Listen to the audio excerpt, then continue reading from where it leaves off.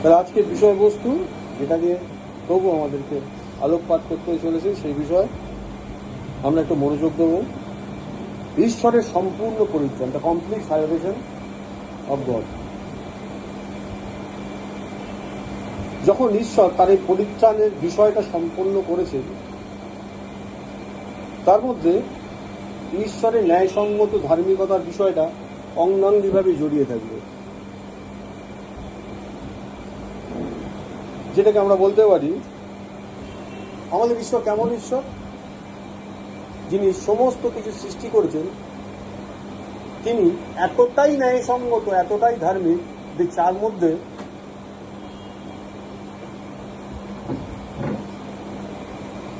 অন্ধকারের লেশমাত্র নেই লেখা আছে।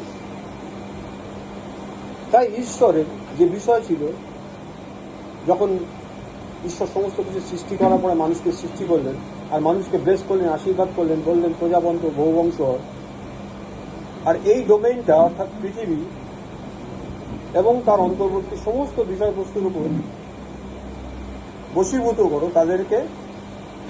তাদের উপরে রক্ষণাবেক্ষণের দায়িত্ব ঈশ্বর দিলেন। অর্থাৎ স্বর্গ যেমন ঈশ্বরের ডোমেনিয়নের মধ্যে আছে, তেমনই তিনি এই ব্রহ্মাণ্ড তৈরি করে তার মধ্যে পৃথিবীকে তৈরি করলেন এবং এই এন্টায়ার ডোমেনের উপর মানুষকে কর্তৃত্ব দিলেন, আদমকে। আর সেই মানুষ কি করলো? ঈশ্বরের স্বরূপ, ঈশ্বরের প্রতিমূর্তিতে সৃষ্ট মানুষ পতিত হলো। আর যখন পতিত হলো, ঈশ্বর নিজেকে উইথড্র করে নিলেন। ঈশ্বর বললেন, এখন থেকে তোমার মধ্যে ঈশ্বরত্ব থাকবে না, তুমি সাধারণ একটা প্রাণী হিসাবে প্রতিফলিত হবে। অর্থাৎ এতদিন তার মধ্যে যে পোটেনশিয়ালিটি ছিল, ঈশ্বর যা করতে পারতেন মানুষ একই জিনিস করতে পারত, কারণ তারা একই ছিল। আর ঈশ্বর যখন নিজেকে উইথড্র করলেন, তারা সাধারণ প্রাণীকে পর্যবসিত হলো আর বললো, এখন থেকে তুমি মাথার ঘাম পায়ে ফেলে তোমার কষ্টের অন্ন ভক্ষণ করবে, কষ্ট করে তোমায় খেতে হবে। আর সেই ঘটনা পরম্পরা আগে চলে আসবে। কিন্তু ঈশ্বরের প্রিয় সৃষ্টি এইভাবে নষ্ট হয়ে যায়, ঈশ্বর তো চান না। তাই তিনি রিডেমশন অর্থাৎ এই ব্যবস্থা থেকে মুক্তির উপায়টাও তিনি ঠিক করে রেখে দিলেন। কারণ ঈশ্বর জানতেন আমাদের ঈশ্বর এমনই, যিনি আজ, কাল এবং চিরকাল একই আছেন। শুধু তাই নয়, তিনি বলছেন আমি আলফা এবং আমি ওমেগা। তিনি প্রথম থেকে শেষটা দেখতে পান। তিনি জানতেন এভরিদিন যে এই ঘটনাগুলো ঘটবে। তাই তিনি তার রিডেমশন, এই অবস্থা থেকে তার প্রিয় সৃষ্টিকে কিভাবে তিনি রক্ষা করবেন, তার সন্তানকে, সেই ব্যবস্থাটাও করে রেখেছিলেন। আর সেই ব্যবস্থা আমরা জানি পরবর্তীকালে প্রভু যীশু খ্রিস্ট স্বয়ং, যিনি মুক্তির মূল্য শুরু হবে। এইখানে ঈশ্বরের ধার্মিকতার পরিচয়টা ভালো করে জানা দরকার, যে ঈশ্বর তিনি এতটাই ধার্মিক, অর্থাৎ তিনি সমস্ত বিষয় ন্যায়সঙ্গতভাবে জাজ করেন বা বিচার করেন। ঈশ্বর বলেছিলেন যে কেউ পাপ করবে সে মরবেই মরবে। আর পাপ কাকে বলে? বলছে আজ্ঞা লঙ্ঘনই পাপ। Transgression of law is sin. এবার ঈশ্বর তার নিজের পরিবারের জন্য, নিজের সন্তানদের জন্য কনসিডার করতেই পারতেন না। ঈশ্বর এতটাই ন্যায়সঙ্গত, এতটাই ধার্মিক, কোনো ছাড় নেই। তাই তিনি কি করলেন? তাই তিনি পরিকল্পনা করলেন এবং কালের পূর্ণতায় সেটাকে বাস্তবায়িত করলেন। দেখো, এই যে পরিত্রাণ, সেটা একটা সম্পূর্ণ প্যাকেজ। পরিত্রাণ, তার মধ্যে কি আছে? প্রথম হচ্ছে মুক্তি দিতে হবে। যে মানুষটা একটা ঘটনা ঘটাবার পরবর্তীতে বাই ডিফল্ট সিস্টেমের মধ্যে সে পড়ে গেছে, সে বন্দী হয়ে গেছে চিরকালের জন্য, তাকে বার করার জন্য এমন একটা পথ বা পন্থা দরকার যেটা ন্যায়সঙ্গত। বাক্য বলে রক্ত শোষণ ব্যক্তি থেকে পাপের মোচন হয় না। পরবর্তীকালে ঈশ্বর ইসরায়েলকে বিভিন্ন বিধিকলাপ শিক্ষা দিয়েছিলেন। তাদের মধ্যে ছিল নিয়মিতভাবে তারা বলিদান করত। বলিদান অর্থাৎ রক্ত সেচনের মধ্যে দিয়ে পাপের ক্ষমা পাওয়া। প্রথম বলিদান পৃথিবীর বুকে ঘটিয়েছিলেন ঈশ্বর, জানলেন? কারণ যখন আদম পাপ করেছিল আর ঈশ্বর তাদের উলঙ্গতা আচ্ছাদন করার জন্য একটা লেখা আছে চামড়ার পোশাক পরিয়েছিল। চামড়া তো আর আকাশ থেকে আসে না, একটা পশুকে বধ করতে হয়েছিল।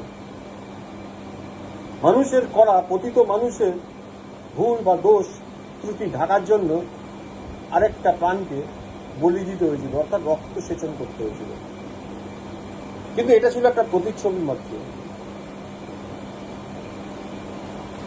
তাই ঈশ্বর বলেছিলেন যে বলিদানটা কোনো প্রান্তিক বিষয় হবে না, কিন্তু ওয়ান্স ফর এভার এমন একটা বলিদান দরকার যে বলিদানটা নিখুঁত হবে,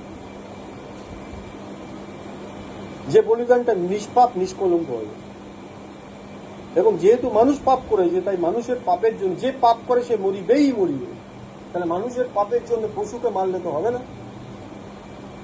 মানুষের পাপের প্রায়শ্চিত্ত তার নিজের রক্ত দিয়ে তাকে করতে হবে।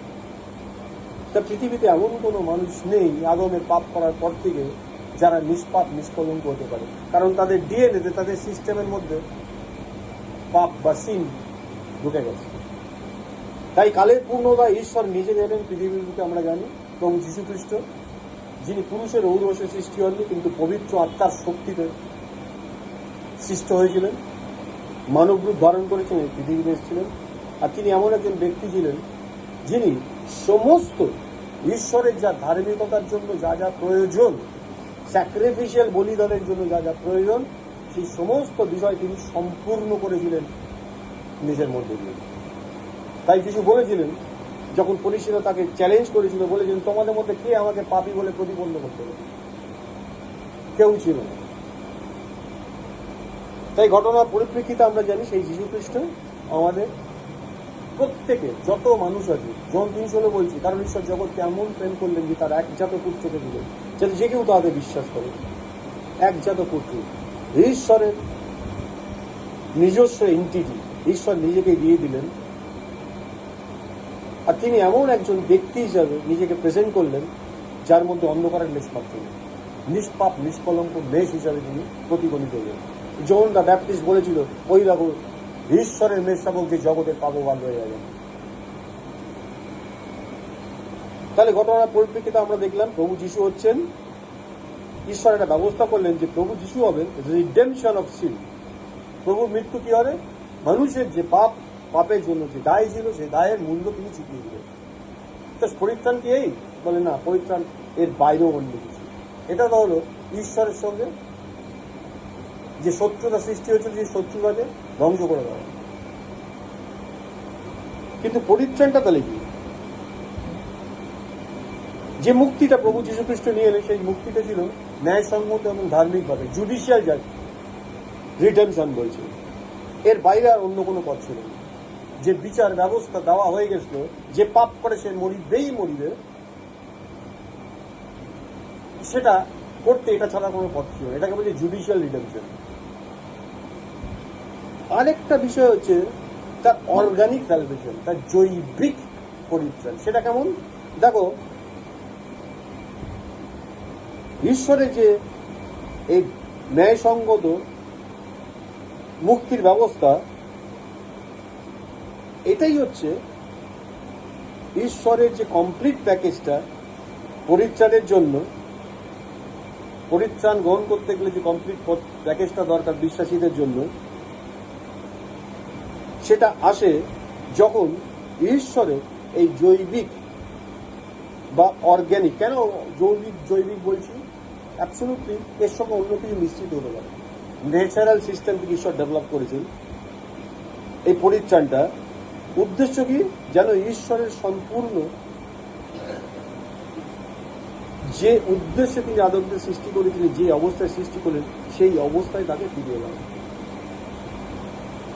আমি একটা ভুল করেছি, আমার ভুলটা ক্ষমা হয়ে গেল, কিন্তু আমি তো আগের অবস্থায় ফিরতে পারি। তাহলে ঈশ্বরের সালভেশন হচ্ছে একটা কমপ্লিট প্যাকেজ। সেটা যদি শুধু আমাদের পাপের ক্ষমা দিয়ে মুক্ত করেছে তাই নয়, কিন্তু ওই অবস্থাটাতে আমাদের ফিরিয়ে দেবে। আদম পাপ করার আগে যে অবস্থায় ছিল, সেই অবস্থায় আমাদের ফিরিয়ে দেওয়া হবে। তাহলে আমরা দেখতে পাচ্ছি যে প্রসিডিওর, যে পদ্ধতিটার মধ্যে দিয়ে ঈশ্বর যেটা করেছেন, সেটা হচ্ছে জুডিশিয়ারি, বিচার সম্বন্ধিত। কিন্তু উদ্দেশ্যটা কি? উদ্দেশ্যটা অ্যাবসলিউটলি জৈবিক, অর্গ্যানিক। কি হবে? আগের অবস্থায় ফিরে যাবে। দেখো, ঈশ্বরের এই যে জুডিশিয়াল রিডেমশন, ন্যায়সঙ্গত যে মুক্তির ব্যবস্থা ঈশ্বর করে দিয়েছেন, সেটা সম্পন্ন হয়েছে প্রভু যীশু খ্রিস্টের মৃত্যুর মধ্যে। রোমিও 5:10 এরকম লেখা ছিল, কেননা যখন আমরা শত্রু ছিলাম, তখন শত্রু হলাম আমরা, যখন ঈশ্বরের আজ্ঞা লঙ্ঘন করলাম তখন আমরা ঈশ্বরের শত্রু হয়ে গেলাম। বলছে যখন আমরা শত্রু ছিলাম তখন যদি ঈশ্বরের সহিত তার পুত্রের মৃত্যুর দ্বারা সম্মিলিত হইলাম, তার মানে রিডেমশনের অর্থ কি শুধু পাপ থেকে মুক্তি না, যে শত্রুতা ছিল, বিধিবদ্ধ শত্রুতা ছিল, সেটা মুছে দিয়ে পুনর্মিলন বা একটা সম্মিলন করিয়ে দেওয়া। তাহলে ঈশ্বরের এই ন্যায়সঙ্গত মুক্তির মধ্যে কতগুলো বিষয় যেটা প্রভু যিশুর মৃত্যুর মধ্যে দিয়ে এসছে, তার মধ্যে দেখো কয়েকটা বিষয় আমরা দেখতে পাই। নাম্বার 1, বিশ্বাসীদের পাপের ক্ষমা। প্রভু যিশু সমস্ত মানুষের জন্য পৃথিবীতে এসেছিলেন, কিন্তু ক্ষমা কারা পাচ্ছে? যারা বিশ্বাস করছে, যে কেউ বিশ্বাস করে, ঠিক আছে? তাহলে বিশ্বাসীদের পাপের ক্ষমা। রোমিও 4:7 লেখা আছে, ধন্য তাহারা যাহাদের অধর্ম ক্ষমা হইয়াছে, যাহাদের পাপ আচ্ছাদিত হয়েছে, ঢাকা পড়ে গেছে। দে আর ব্লেসেড। এই যে বাক্যবন্ধ আমরা পাচ্ছি, এটাই হচ্ছে খ্রিস্টের মুক্তির বিষয়টা, যেটা এর পরেও কন্টিনিউ করে এবং প্রভু যিশুর সমাপ্ত কার্যের উপর দাঁড়িয়েছে। প্রেরিত 10:43 লেখা ছিল এরকম, তাহার পক্ষে ভাববাদীর সকলে এই সাক্ষ্য দেন যে কেউ তাহাতে বিশ্বাস করে সে তাহার নামের গুণে পাপের মোচন প্রাপ্ত হয়। তাহলে যিশু নামটা এই ডোমেন থেকে আসেনি।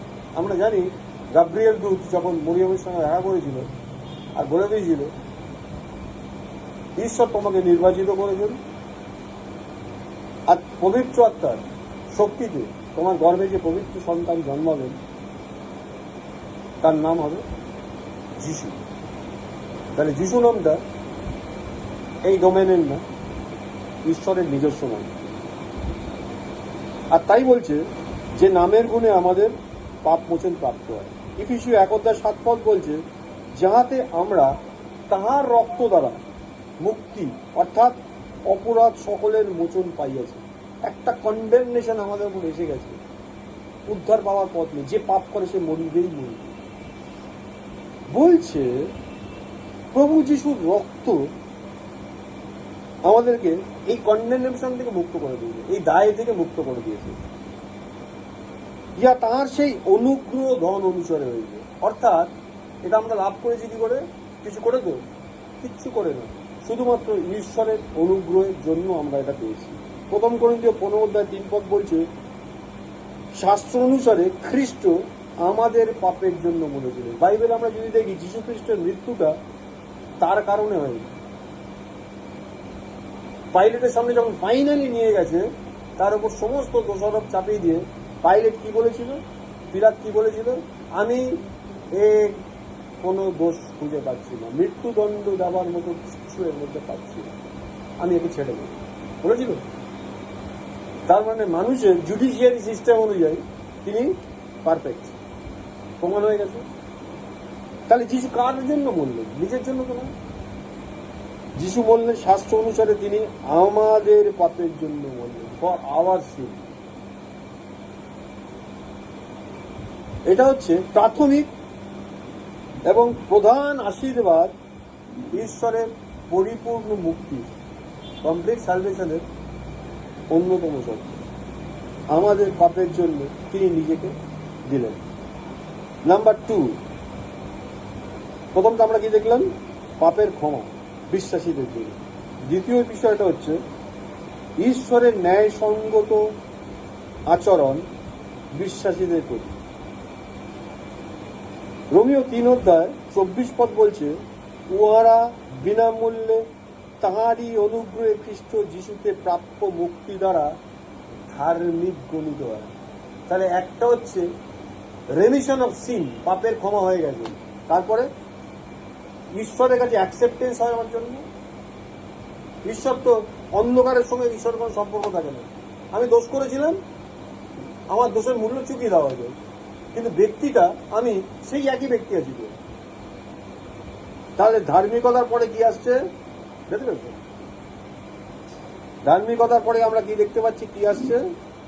ধার্মিকতার পরে যেটা আসছে, সরি, মুক্তির পরে যেটা আসছে সেটা হচ্ছে ঈশ্বরের দেহ ধার্মিকতা, রাইচিয়াসনেস। এটাও আমরা বিনামূল্যে তাঁরই অনুগ্রহে যীশু খ্রিস্টের যে মুক্তিটা পাওয়া গেছে তার দ্বারা ঈশ্বরের চোখে রাইচিয়াস হয়েছে, ধার্মিক গণিত হয়েছে।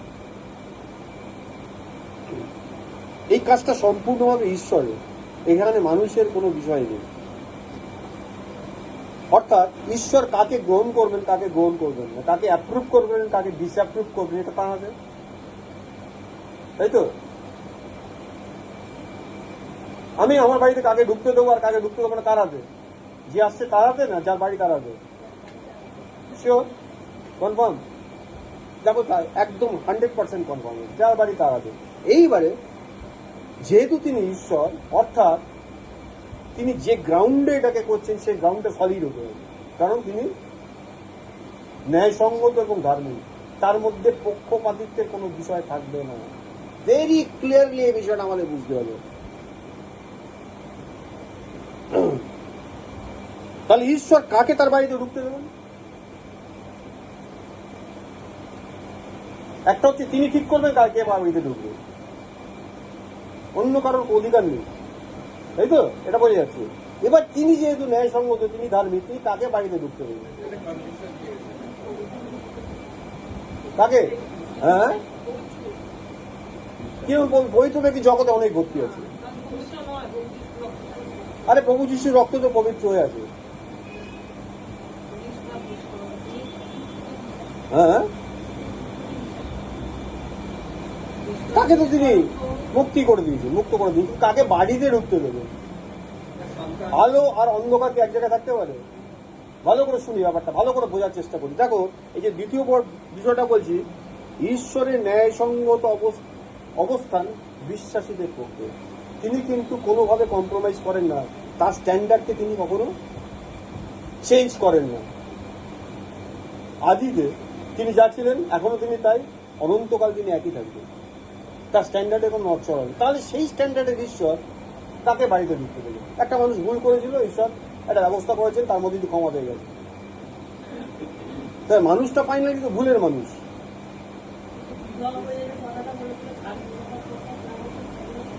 সেটা তো অনেক পরে বিষয়টা আসছে, সহজভাবে বোঝার চেষ্টা করি। কাকে আমি আমার বাড়িতে তাকেই ঢুকতে দেবো, আমি তার সঙ্গেই আমার এক্স্যাক্টলি তার সঙ্গে আমার আদান প্রদান হবে, তার সঙ্গেই আমি সহমত পোষণ করব, যে অ্যাবসলিউটলি আমারই মতো হবে, আমার স্ট্যান্ডার্ডের লোকের সাথেই তো আমি মিশবো। হ্যাঁ, তাহলে ঈশ্বর তার স্ট্যান্ডার্ডের লোকের সাথেই মিশবে। ঈশ্বরের স্ট্যান্ডার্ডটা কেমন?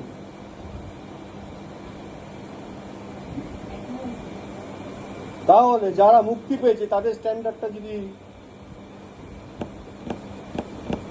ঈশ্বরের মতো না হয়, কি বলে? এইখানেই হচ্ছে ঈশ্বরের সৌন্দর্য।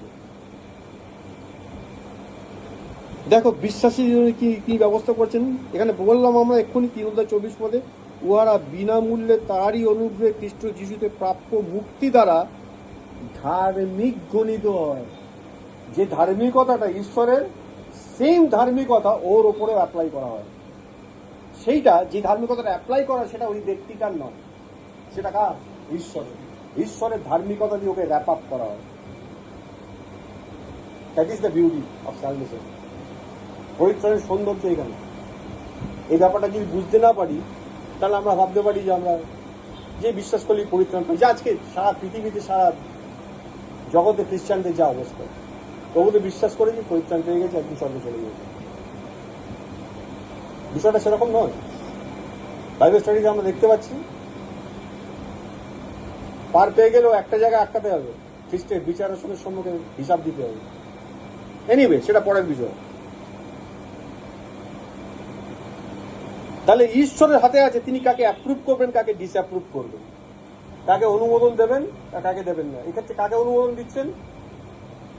যাকে তিনি তার সমরূপ ধার্মিকতা যার মধ্যে দেখতে পাচ্ছেন, কারোর মধ্যে তো দেখা যায় না। দেখা যাবে ঈশ্বর সমরূপ ধার্মিকতা নেই, বলছে এইটাও তিনি বিনামূল্যে দিয়েছেন, তার পুত্রের ধার্মিকতা তার মধ্যে দিয়েছেন, যার জন্য তাকে তিনি তার পুত্রের সমান ধার্মিক হিসাবে কাউন্ট করেন, গণনা করেন। সে ধার্মিক হয়ে যায়নি, কিন্তু ঈশ্বরের চোখে ঈশ্বর বলছেন ও আমার পুত্রের মতোই, আমার মতোই ধার্মিক। তৃতীয়ত, এবার ঈশ্বর কি করছেন? বিশ্বাসীদের বাড়িতে ঢুকতে দিচ্ছেন তো, এবার বিশ্বাসীদের তার সাথে সম্মিলন করাচ্ছে, পুনর্মিলন। যেটা শুরুতে আমরা দেখেছিলাম আদমের সাথে যে সম্পর্কটা ছিল, সেই সম্পর্কে পুনঃস্থাপন হচ্ছে। তাহলে এই যে প্রস্তুতি এবং ক্ষমা, মানে আমি অর্থাৎ ফরগিভনেস অফ সিন কখন আসছে? কখন আমি ঈশ্বর কোন ব্যক্তিকে ক্ষমা করতে? যখন সেই ব্যক্তি কি করছে? পাপ করছে না, কি করছে? যখন সেই ব্যক্তি পাপ করেছে বলে নিজে বুঝতে পারছে এবং অনুতাপ করছে।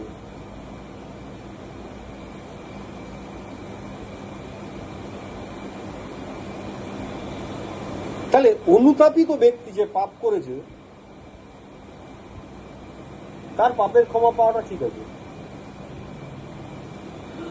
আমি ভুল করেছি, আমি ফিরে এসেছি, বলেছি আমি ভুল করেছি, আমি অন্যায় করেছি, ঠিক আছে। কিন্তু একটা শত্রু, একজন পাপী, সে ভুল বুঝতে পেরেছে, অনুতাপ করেছে, সে ফিরছে, এটা একটা বিষয়। কিন্তু একজন শত্রুর ক্ষেত্রে কি হবে? যে শত্রু, এনিমি অফ গড, পাপী আর এনিমি কিন্তু এক নয়। এক কি? শত্রু পাপী, কিন্তু সব পাপী ঈশ্বরের শত্রু নেই। মানুষ তো ঈশ্বরের শত্রু ছিল কি? ঈশ্বরের শত্রু ছিল দিয়াবল, লুসিফার। তাহলে ঈশ্বর যে ব্যবস্থাটা করেছেন সেটা হচ্ছে পাপী, যে পাপী নিজেকে অনুতাপ করছে ঈশ্বরের কাছে ফিরে আসার জন্য, তাদের জন্য remission of sin, forgiveness of sin যথেষ্ট, ঠিক আছে, বোঝা যাচ্ছে। সেটা পাপীদের জন্য। শত্রুদের জন্য, যখন সে শত্রু হবে, মানে তুমি আমার বাড়ির মেয়ে, আমারই মেয়ে তো তুমি, এবার তুমি একটা ভুল করেছো, বাড়ি ছেড়ে চলে যাচ্ছে, তারপর বুঝতে পেরেছো, ফিরে এসছে, তাকে ক্ষমা পাওয়া তোমার পাওয়াই যেতে পারে। কিন্তু যে শত্রু, আমার মেয়ে না, আমার ছেলে না, আমার শত্রু, এনিমি, সেও এরকম না, ভুল করেছি, ফিরে আসছে, কি হবে? সে শত্রু, আমার তো কেউ নয়, সে কি আমার বাড়িতে স্থান পাবে?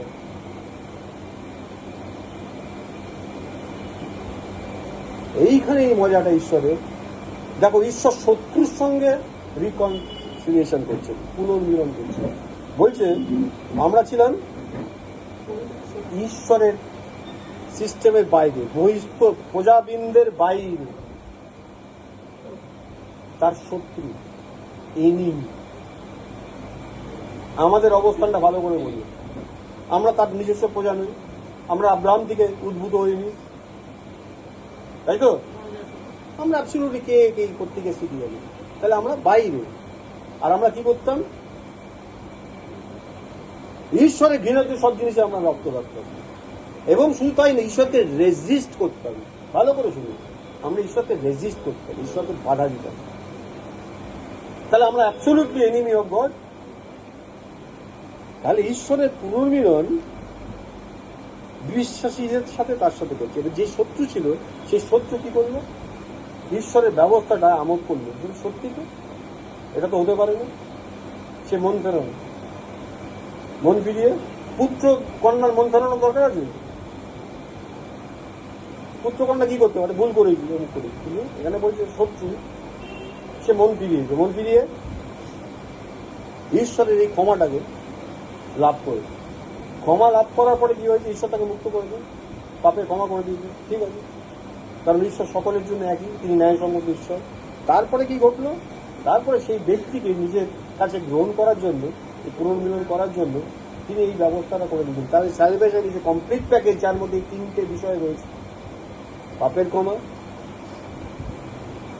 বিশ্বাসীদের ধার্মিক গণনা করা, ধার্মিকতায় তাদেরকে মুড়ে ফেলা, তারপরে তাদেরকে সাদরে গ্রহণ করা, ওই অবস্থায় ছেড়ে দেওয়া না। রোমিও 5:11 লেখা আছে, কিন্তু আমাদের প্রভু যীশু খ্রিস্ট দ্বারা ঈশ্বরের শ্লাঘাও করিয়া থাকি, যার দ্বারা এখন আমরা সেই সম্মিলন লাভ করিয়াছি। At present we are in a deep relationship with God. আমরা সেই সম্মিলন লাভ করিয়াছি।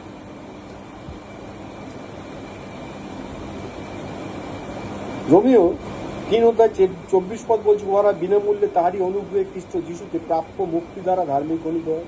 2 করিন্থীয় 5:18-19 বলছে, আর সকলই ঈশ্বর হইতে হইয়াছে, তিনি খ্রিস্ট দ্বারা আপনার সহিত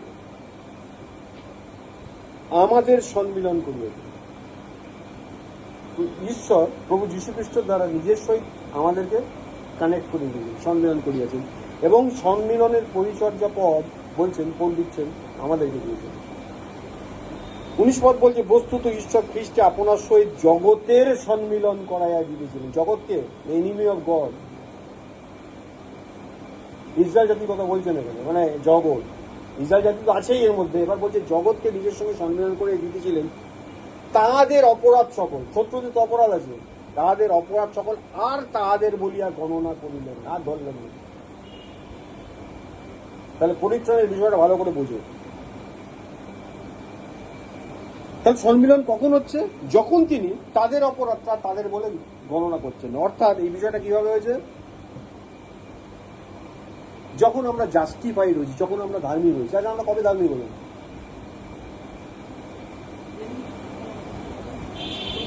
আমরা ধার্মিক হলাম যখন ঈশ্বরের ধার্মিকতাটা বিশ্বাস করলাম। ঈশ্বরের দেহ ধার্মিকতা আমাকে এই জায়গায় তুলতে পারে, আমাকে লিফট আপ করে, যেটা যখন আমি বিলিভ করি তখন আমি ধার্মিক গণিত করি। পাপের ক্ষমা পাওয়া যায়, ধার্মিক গণিত হওয়া যায়। দেখো ধার্মিক গণনা পাপের ক্ষমার মধ্যে ডিফারেন্সটা ভালো করে আজকে জেনে নেব।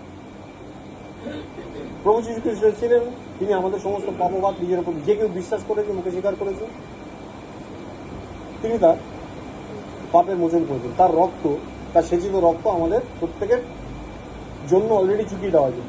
যে বিশ্বাস করছি সঙ্গে সঙ্গে ইমিডিয়েটলি সেটা আমাদের জীবনে অ্যাক্টিভেটেড হচ্ছে, অ্যাপ্লাই হয়ে যাচ্ছে। কিন্তু আমি কি ধার্মিক গণিত করছি? আমি ধার্মিক গণিত করছি। এইখানে ওই বিশ্বাসের ব্যাপারটা রয়েছে। ধার্মিক গণিত বিশ্বাসের মধ্যে। আমি কি বিশ্বাস করি যীশু খ্রিস্ট যতটা ধার্মিক আমি ততটা ধার্মিক? এখানে একজনও কেউ বিশ্বাস করতে পারে? বলতে পারি কথাটা? হ্যাঁ, দেখো প্রবলেম এইখানে আটকে যাচ্ছে। ঈশ্বর কিন্তু ঈশ্বর কাউন্ট করছেন আমাকে অ্যাজ ইফ যীশু খ্রিস্টের সমান ধার্মিক। আমি বা তুমি কিন্তু সেটা কাউন্ট করতে পারছি না। যেহেতু কাউন্ট করতে পারছি না, কারণ আমাদের ডিফাইনমেন্ট আছে, আমাদের হৃদয়, আমাদের মধ্যে, সংবেদের মধ্যে কিছু জিনিস আছে। জয়েল এখানে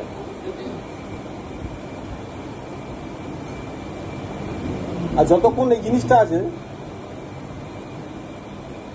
আমরা নিজেদের চোখেই দোষী প্রতিপন্ন হচ্ছি, ঈশ্বরের চোখে না। আমাদের জীবনে এত প্রবলেম কেন জানো? Due to this. শিষ্যরা বলেছিল, প্রভু প্রভু উঠুন, দেখুন আমরা যে মরে যাচ্ছি, আপনার কিছু যায় না। যিশু উঠলেন, প্রথমে উঠে শান্ত হয়ে সমুদ্র এবং ঝড়কে ধমক দিলেন, থামালেন। তারপরে শিষ্যদের দিকে ফিরে কি করলেন? তোমাদের বিশ্বাস করবে। কি বিশ্বাস? ঝড় থামানো বিশ্বাস?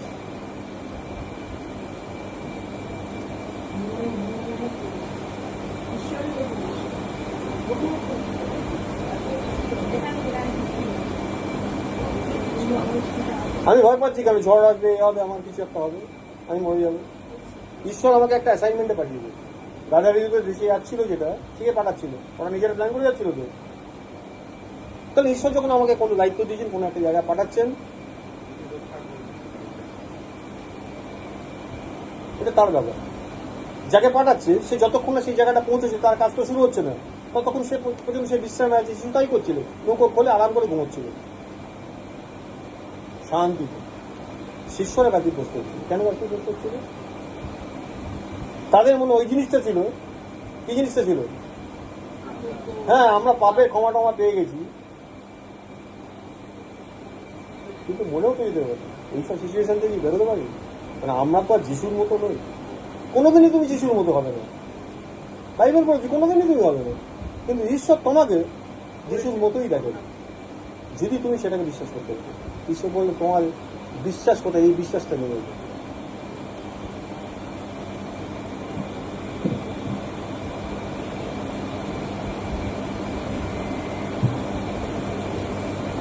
তাহলে ঈশ্বরের সঙ্গে সম্মিলনটা দেখো, আমরা যতজন মুক্তিপ্রাপ্ত ব্যক্তি আছি তার মানে বুঝতে পারছো এখন আমরা একটা জায়গায় আটকে আছি, ঈশ্বরের সঙ্গে সম্মিলনের জায়গায় আমরা আটকে আছি। কেন বলতো? আমাদের ভেতরে ওই অবিশ্বাসটা আছে, আমরা পাপী, মুক্তি পেয়েছি, সব পেয়েছি, আমরা জানি প্রভু একদিন আমাদেরকে নিয়ে যাবেন, সব কিছু করবেন। কিন্তু এখন ঈশ্বরের সঙ্গে আমাদের অবস্থানের স্ট্যাটাসটা কি না, এখন আমাকে অনেক পথ চলতে হবে। ঠিক বলছি না ভুল বলছি? হ্যাঁ, এইখানে প্রবলেমের শুরু হচ্ছে। যেই মুহূর্তে ঈশ্বর ঘটনা করছে সেই মুহূর্তে ইউ আর ইকুয়াল টু যিশু। অনেক পথ চলার কি আছে? অনেক দিন চলে তারপরে তুমি প্রিপেয়ার হবে। তার মানে আমার মধ্যে সেই মাংস, সেই পুরনো মানুষটা এখনো অ্যাক্টিভ রয়েছে, যে বলছে আমাকে কিছু চেষ্টা করে অর্জন করতে হবে। এটা কোনোদিন তোমার দ্বারা হবে না, তুমি কোনোদিন পারবে না। তাই বলে দিল কিল দ্য ওল্ড ম্যান, মেরে দাও পুরনো মানুষটাকে, ও কোনোদিন কিছু করে উঠতে পারবে না, ওর দ্বারা কোনোদিনই হবে না, কোনোদিন ঈশ্বর রাজি ঢুকবে না। বৃথা চেষ্টা করছো তুমি। প্রভু যীশু খ্রিস্ট তোমার জন্য পাপের জন্য মরে গেছেন, তার ধার্মিকতাটা তোমাকে র্যাপ করে দেওয়া হয়েছে। ঈশ্বর যখন তোমাকে দেখেন আসলে যিশুকে দেখেন। বিশ্বাস করো? তুমি চেষ্টা করছো একদিন তুমি যিশুর মতো হবে, তুমি কোনোদিনই যিশুর মতো হবে না। আমি পুরোনো কাপড়ে নতুন কাপড়ে তালি মারতে আসেনি, পুরোনো কুপায় নতুন ডাক্তার সারতে আসেনি, কোনোদিন সেটা হবে না। আর তুমি সেই চেষ্টাটাই করে যাচ্ছ, দিনের পর দিন, মাসের পর মাস সেই চেষ্টা করে যাচ্ছ। তুমি তোমার পুরনো মানুষটাকে সাজিয়ে গুছিয়ে নখ কেটে চুল বেঁধে ঈশ্বরের কাছে হাজির করতে চাইছো, কোনোদিন হবে না। That is corrupted. ওটা কোনোদিন ঈশ্বরের কাছে বলবে না। বৃথা চেষ্টা করছো কেন, সময় নষ্ট করছো কেন? ফেলে দাও না।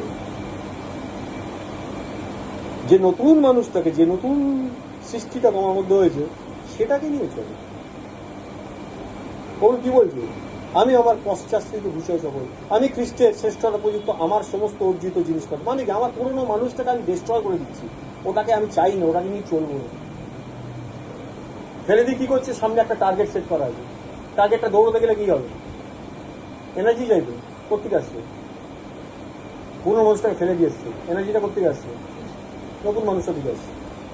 এটাই হচ্ছে নতুনতায় চলা, জীবনের নতুনতায় চলা অর্থ হচ্ছে এটাই। এবার দেখো, তাহলে খ্রিস্টের মাধ্যমে ঈশ্বরের দেওয়া এই পরিত্রাণ, যার কেন্দ্রে আছেন যিশু, এই বিষয়টাই গোটা রোমীয় পুস্তকটার মধ্যে বর্ণিত আছে। রোমীয় পুস্তক পুরোটাই হচ্ছে যিশু কেন্দ্রিক বা যিশু সম্পন্ন, পুরোটাই যিশু।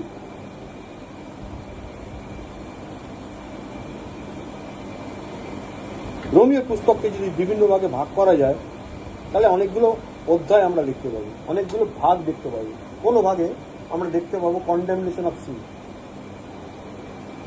পাপের সম্বন্ধে দোষীকৃত করা হচ্ছে, কন্ডেম করা হচ্ছে। কোন কোন জিনিস কেন কেন ঈশ্বরের চোখে অ্যাকসেপ্টেড নয়, যেই সেই জিনিসগুলো যদি তোমার আমার মধ্যে থাকে, that is not accepted two god, condemnation. আরেকটা ধাপে দেখতে হবে, ওই কন্ডেমনেশনের পরেই দেখতে হবে জাস্টিফিকেশন, ঈশ্বরের ন্যায়সঙ্গত বিষয় সম্পর্কে বর্ণনা করেছে। আবার দেখতে হবে ঈশ্বর এই অবস্থা থেকে কিভাবে তাদেরকে পবিত্রতায় রূপান্তরিত করছে, স্যাংটিফাই করে, ধৌত করে। তারপরে দেখবে ঈশ্বর কিভাবে তাদের মনোনয়ন করছেন, তাদের চুজ করছেন। এবং ফাইনালি খ্রিশ্চান অর্থাৎ খ্রিস্ট যাদের মধ্যে বাস করছেন তাদের আচরণ সম্পর্কিত শিক্ষা রোমীয় পুস্তকের মধ্যে দেওয়া আছে, দ্য বিহেভিয়ার অফ খ্রিস্টানস। কিন্তু এইভাবে যদি আমি রোমীয় পুস্তকটাকে ব্যাখ্যা করি সেটা যথেষ্ট হবে না।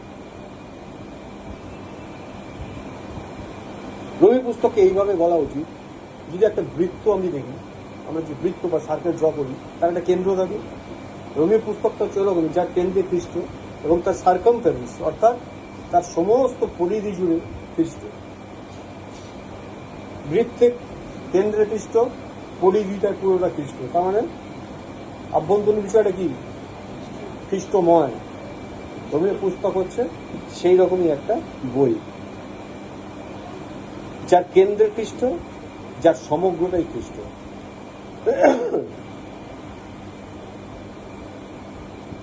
এই পুস্তকটা রচনা করেছিলেন ঈশ্বরের সম্পূর্ণ পরিত্রাণ সম্পর্কিত বিষয় জ্ঞাপন করার জন্য বা জানাবার জন্য।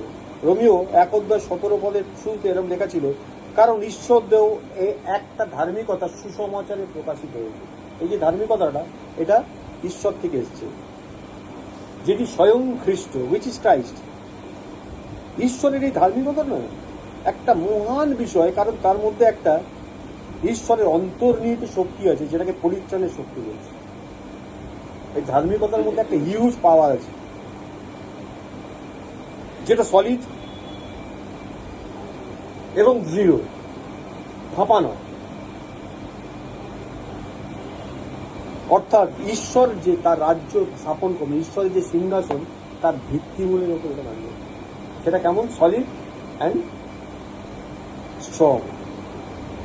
গীত সংহিতা 89:14 এরকম লেখা ছিল, ধর্মশীলতা ও ন্যায় বিচার তোমার সিংহাসনের ভিত্তিমূল। রাইজিয়াসনেসটা বুঝতে পারছো? ঈশ্বরের রাইজিয়াসনেসের লেভেলটা, ধার্মিকতা এবং ন্যায় বিচার তোমার সিংহাসনের ভিত্তিমূল। ঈশ্বরের পুরো কনস্টিটিউশন, ঈশ্বরের ব্যবস্থাটা দাঁড়িয়ে আছে, ঈশ্বরের স্বয়ং সম্পূর্ণতা দাঁড়িয়ে আছে ঈশ্বরের ধার্মিকতা ন্যায় বিচারের উপর। ঈশ্বর এতটাই জাস্টিফাইড, এবং সেই একই ধার্মিকতা ভিত্তিটাই হবে ঈশ্বর যে তার রাজ্য স্থাপন করেছেন এই পৃথিবীর বুকে, তার স্বর্গরাজ্য, তারও ভিত্তিমূল। রোমিও 14:17 লেখা ছিল, কারণ ঈশ্বরের রাজ্য ভোজন পান না, কিন্তু ধার্মিকতা, শান্তি এবং পবিত্র আত্মা আনন্দ। ঈশ্বরের রাজ্য ধার্মিকতা, foundation of the kingdom of God is righteousness.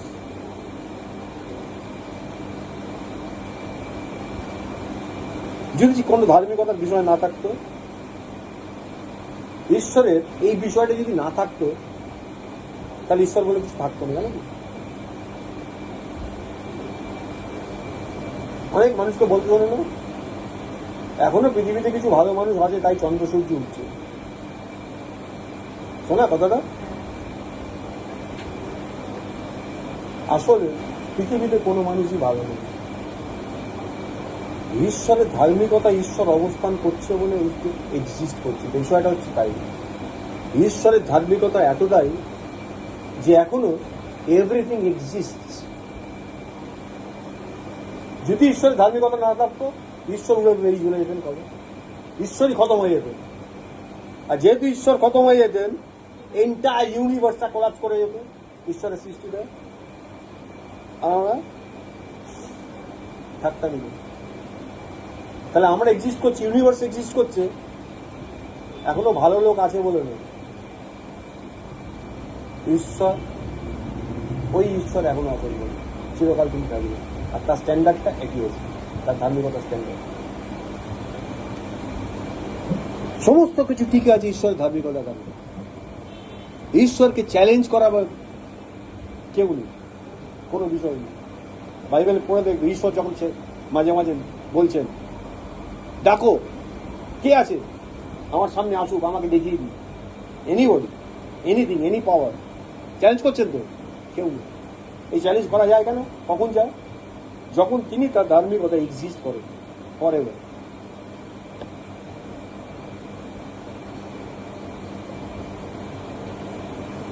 এই বিষয়ে আজকে বিশ্বাসীদের কেন্দ্রিক যে বিষয় আমরা আলোচনা করছি, দেখো সেটা ঈশ্বর যে ধার্মিকতা আমাদের দিচ্ছেন, সেটা দুদিক থেকে দিচ্ছেন। একটা হচ্ছে বিষয়মূলকভাবে দিচ্ছেন, আর একটা উদ্দেশ্যমূলকভাবে দিচ্ছেন। প্রথমে বিষয়মূলকটাকে দেখি। খ্রিস্ট বিশ্বাসীদেরকে মুড়িয়ে দিয়েছেন তার ধার্মিকতার মধ্যে দিয়ে, আর সেটা যে বিষয়মূলক, তিনি ধার্মিকতা একটা বিষয়, আর ঈশ্বর প্রভু যীশু খ্রিস্ট সেই ধার্মিকতা দিয়ে তার বিশ্বাসীদেরকে, তার বিলিভারদেরকে, তার শিষ্যদেরকে মুড়ে রেখেছে। রোমিও 3:20-22 বলছে, যেহেতু ব্যবস্থার কার্য দ্বারা কোনো প্রাণী ধার্মিক গণিত হয় না। ব্যবস্থার কার্য দ্বারা কোনো প্রাণী ধার্মিক গণিত হয় না, কেননা ব্যবস্থা দ্বারা পাপের জ্ঞান জন্ম। ব্যবস্থা আমায় দেখিয়ে দেয় যে আমি যেগুলো করছি সেগুলো ভুল। ঠিকটা হচ্ছে এটা, আর আমি যেগুলো করছি আমি একটাও করতে পারছি না, আমি যেগুলো করছি সেগুলো ভুল। ব্যবস্থা দ্বারা পাপের জ্ঞান জন্মে। ব্যবস্থা আমাকে ধার্মিক করে না, ব্যবস্থা আমাকে ওই জায়গা থেকে বার করতে পারে না। তাই ব্যবস্থার কার্য দ্বারা তার কোনো প্রাণী তার সাক্ষাতে ধার্মিক গণিত হবে না, কারণ ব্যবস্থার দ্বারা পাপের জ্ঞান জন্মে। কিন্তু এখন ব্যবস্থা ব্যতিরেকি বা ব্যবস্থা বাদ দিয়ে ঈশ্বর দেও একটা ধার্মিকতা আছে, that is god given righteousness আছে বা প্রকাশিত হয়েছে, আর ব্যবস্থা ও ভাববাদীগণ কর্তৃক তার পক্ষে সাক্ষ্য দেওয়া হয়েছে। 22 পদ বলছে, ঈশ্বর দেও সেই ধার্মিকতা খ্রিস্ট যিশুতে বিশ্বাস দ্বারা, অর্থাৎ যারা বিশ্বাস করে তাহাদের সকলের প্রতিবর্তন। তাহলে এটা এমন একটা জিনিস, একটা বিষয় মূল ধার্মিকতা, একটা বিষয় দেখতে পাচ্ছি, সাবজেক্ট, একটা বিষয়, আর সেটা কাদের উপর আসছে, সেটা কারো উপর চাপানো হচ্ছে, যারা বিশ্বাস করছে তাদের উপর। তার মানে যারা বিশ্বাস করছে তাদের জন্য ওটা অ্যাপ্লিকেবলই নয়। এমন একটা জিনিস, এমন একটা পোশাক, এমন একটা জিনিস আমি দেখতে পাচ্ছি, এটা একটা ধার্মিকতা। যে গায়ে চাপাচ্ছে ওটা ধার্মিকতা বলে বিশ্বাস করে, তার জন্য ওটা ধার্মিকতা। আরেকজন সে গায়ে চাপিয়ে জীবন ধর এসব কিছু হয় না, একই পোশাক চাপিয়ে দিয়েছে, আমি চাপালো এসব ফালতু কথা, সেই পোশাকটা তার জীবনে কোনো এফেক্টই আনছে না। দুটো মধ্যে ডিফারেন্স বলে আছে বিষয়গুলো।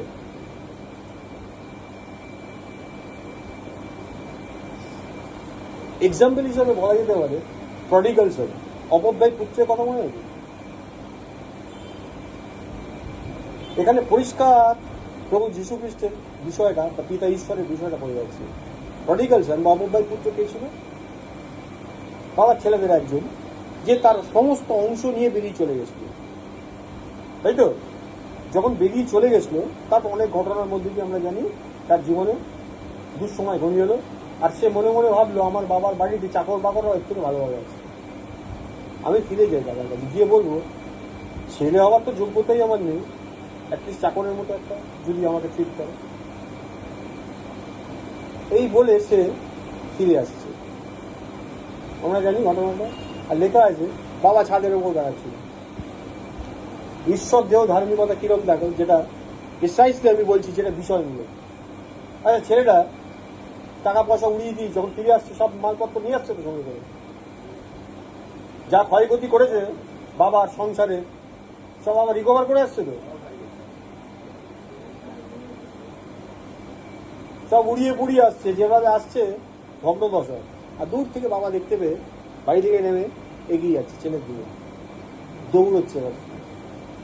এবার যখন ছেলে এসে বাবার কাছাকাছি এসছে, বলতে গেছে বাবা আমি স্বর্গের বিরুদ্ধে তোমার বিরুদ্ধে পাপ করেছি, আমি আর শুনতে পারি, বাবা শুনতে পারি, এই কে আছিস ছুটে আয়। কি বলেছিল কথাগুলো খুব ইম্পর্টেন্ট। বাবা তখন কি বলেছিল, কে আছিস ছুটে আয়।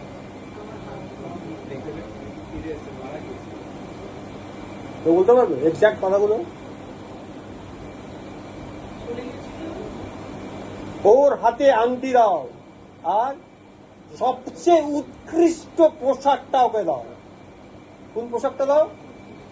সবচেয়ে উৎকৃষ্ট,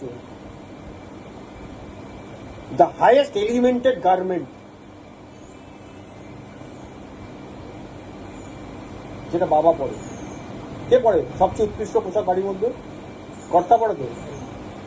বলছে দাসকে সবচেয়ে উৎকৃষ্ট পোশাকটা ওকে দাও, আমার সমান ধার্মিকতা ওকে দাও। অর্থাৎ বাড়ির সকলের কাছে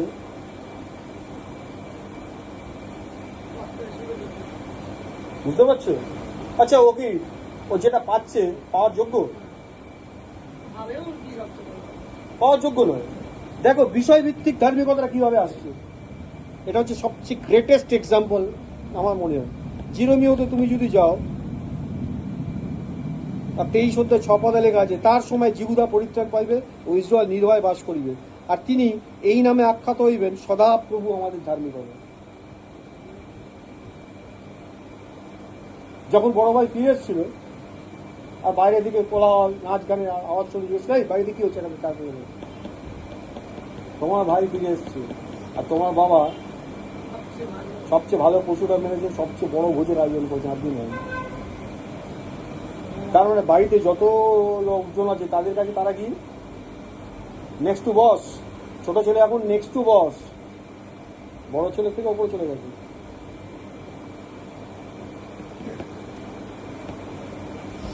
কি হবে হলো এটা? তো কাজ কর্ম কোনো কিছুর মধ্যে দিয়ে হয়েছে। ঈশ্বর দেও ধার্মিকতা, ঈশ্বর দেও ওই ধার্মিকতাটার অ্যাকশনটা কি হচ্ছে? বাস দাসী সবাই কি করছে? ওকে বাধ্য নেক্সট টু মালিক। মালিক যে পোশাক পরে সেই পোশাক পরে আসবে, সবচেয়ে উৎকৃষ্ট পোশাক বাড়ির মধ্যেও পরে আসবে। বুঝতে পারছি ঈশ্বর কি বলতে চাইছেন? যিশাইও 61:10 লেখা আছে, আমি সদাপ্রভুতে অস্পৃশয় আনন্দ করিব, আমার প্রাণ আমার ঈশ্বরে উল্লাস করিবে। কেননা বর যেমন যাজকীয় সজ্জার ন্যায় শিরভূষণ পরে, কন্যা যেমন আপন রত্নরাজির দ্বারা আপনাকে অলঙ্কৃত করে, তেমনি তিনি আমাকে পরিত্রাণ বস্ত্র পরাইয়াছেন। কি পরিয়েছেন? ইম্পর্টেন্ট কথা। তিনি আমাকে পরিত্রাণের বস্ত্র পরিয়ে দিয়েছেন। সেটা কি? ধার্মিকতা পরিচ্ছদে আমাকে আচ্ছাদিত করেছেন, আমি কাভার্ড আছি। এবার যখন পিতার গিয়ে যে কোনো বিষয় আসছে আমাকে প্রেজেন্ট করা হচ্ছে, লোকেরা কি দেখছে আমাকে? পিতা তো দেখছিনি, তিনি আর মামার মধ্যে খারাপ কিছু দেখেন না, লোকেরা কি দেখছে বলো?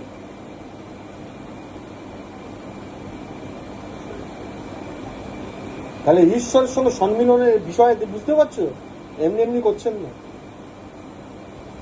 এবার উদ্দেশ্যমূলক ভাবে দেখি, এটা বিষয়মূলক ভাবে দেখলাম, উদ্দেশ্যমূলক ভাবে দেখো। প্রভু যীশু খ্রিস্টকে বিশ্বাসীদেরকে দেওয়া হয়েছে তাদের ধার্মিকতা হিসাবে একটা স্পেসিফিক কারণে, একটা উদ্দেশ্য আছে। রোমিও 4:24-25 বলছে, কেননা যিনি আমাদের প্রভু যীশুকে মৃতগণের মধ্য হইতে উত্থাপন করিয়াছেন, আমরা তার উপরে বিশ্বাস করিতেছি, সেই যীশু আমাদের অপরাধের নিমিত্ত সমর্পিত হইলেন। এবার ক্লিয়ারলি উদ্দেশ্যটা বুঝতে বলছে, এবং আমাদের ধার্মিক গণনার নিমিত্ত উত্থাপিত হইলেন। তিনি আমাদের জন্য মরলেন, ও মরে যদি পড়ে থাকতেন তাহলে পাপের ক্ষমা হয়ে শেষ হয়ে যেত, ধার্মিকতা আর হতো না। তাহলে যিশুর রেজারেকশনটা হচ্ছে আমাদের ধার্মিকতার জন্য প্রয়োজন ছিল, এবং আমাদের ধার্মিকতার নিমিত্ত উত্থাপিত হইলেন। বিশেষ করি মাথা মাথা ঘুরে যাচ্ছে না? তাহলে পুনরুত্থিত একজন ব্যক্তি হিসাবে বা পুনরুত্থিত একজন হিসাবে খ্রিস্ট পুনরুত্থিত হচ্ছে, আর তিনি কোথায় আছেন এখন? পিতার দক্ষিণ। সে তো অবশ্যই আছেন। খ্রিস্ট পুনরুত্থিত হয়েছেন, আর সেই খ্রিস্টকে আমাদের মধ্যে দেওয়া হয়েছে, পুনরুত্থিত খ্রিস্টকে দেওয়া হয়েছে যেন তিনি আমাদের মধ্যে থেকে অপারেট করেন, আমাদের মধ্যে থেকে তিনি বেঁচে থাকেন, এবং কন্টিনিউলি আমরা ঈশ্বরের চোখে ওই ধার্মিকতাটা প্রাপ্ত হই। যদি তিনি আমাদের মধ্যে পুনরুত্থিত খ্রিস্ট না প্রবেশ করতেন, তাহলে ঈশ্বরের চোখে আমরা যে ধার্মিক সেটা হতো না, পাপের ক্ষমা হয়ে ছেড়ে যেত।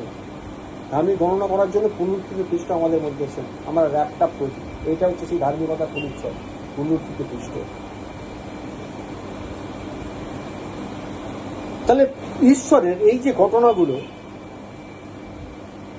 ঘটাবার জন্য দুটো স্থানান্তর করতে হয়েছে। প্রথম দিকে আমরা যদি ঘটনার প্রভাবগুলোকে দেখি, তার দুটো শিফট হয়েছে।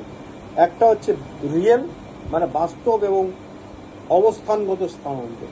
দেখো, রোমিওদের বই ঈশ্বরের এই যে বায়োলজিক্যাল পরিচয়, ঈশ্বরকে আমার বাবা, তোমার বাবা, হ্যাঁ, এই জায়গাটায় আটকাচ্ছি আমরা। ঈশ্বর বলছেন বায়োলজিক্যালি তুমি আমাদের পাবে। দেখো আমাদের ফেথ লেভেল আমরা কোথায় কোথায় আটকে আছি। আমরা জানি আমরা অনুগ্রহ করেছি, করুণা করেছে, আমাদের স্থান দিয়েছে, অর্থাৎ আমরা সবকিছু পেয়েও চাকরের মতো থাকি। আমরা জানি, যাই হোক, আমাদের তো আলটিমেটলি পালন করেছে। আমি তো অত্যন্ত অনাথ ছিলাম, আমাকে এনে বাড়িতে রেখেছি, ছেলের মতোই মানুষ করেছে। আমি কিন্তু ছেলে নেই, সেটা আমাদের ভেতরে ঢুকে গেছে। এই যে বলছি, বাস্তব এবং অবস্থানগত একটা শিফট হয়েছে। কিভাবে এসছে দেখো, রোমিওদের পুস্তকটা যদি আমরা পড়ি, সেখানে এই বায়োলজিক্যাল পরিত্রাণ বা জৈবিক পরিত্রাণ সম্পূর্ণরূপে প্রকাশ করা হয়েছে। ঈশ্বরের জৈবিক পরিত্রাণ সম্পাদন করার জন্য দুটো গডলি শিফট, অর্থাৎ ঐশ্বরিক স্থানান্তর এবং একটা স্পিরিচুয়াল রিকনসিলিয়েশন বা আত্মিক বা আধ্যাত্মিক মিলনের প্রয়োজন রয়েছে। প্রথম স্থানান্তরটার ছবিটা দেখো, আদম থেকে যীশু খ্রিস্ট। এটা বাস্তব এবং অবস্থানগত। আদম থেকে যীশু খ্রিস্ট একটা শিফট। কিভাবে?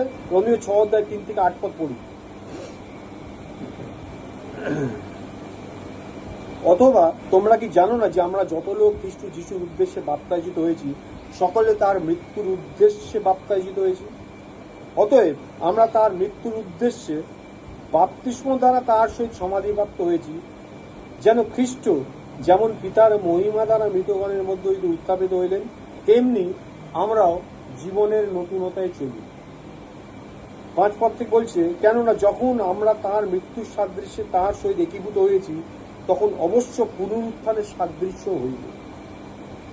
তাহলে প্রথম ফেজটা যদি ঘটে, তাহলে দ্বিতীয়টাও হবে। প্রথমটা তো ঘটে গেছে, বিশ্বাস করি প্রথমটা ঘটে গেছে।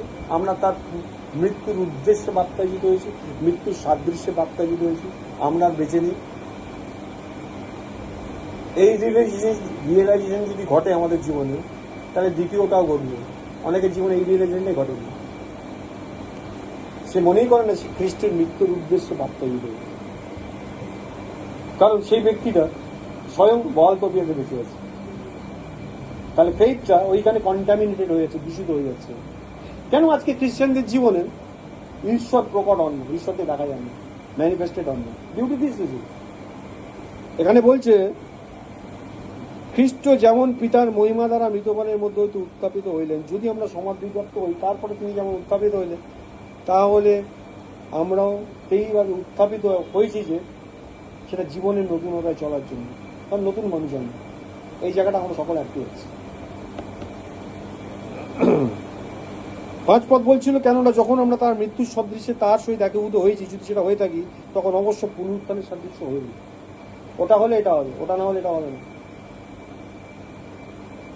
বাস্তব এবং অবস্থানগত স্থানান্তরের কথা বলছি।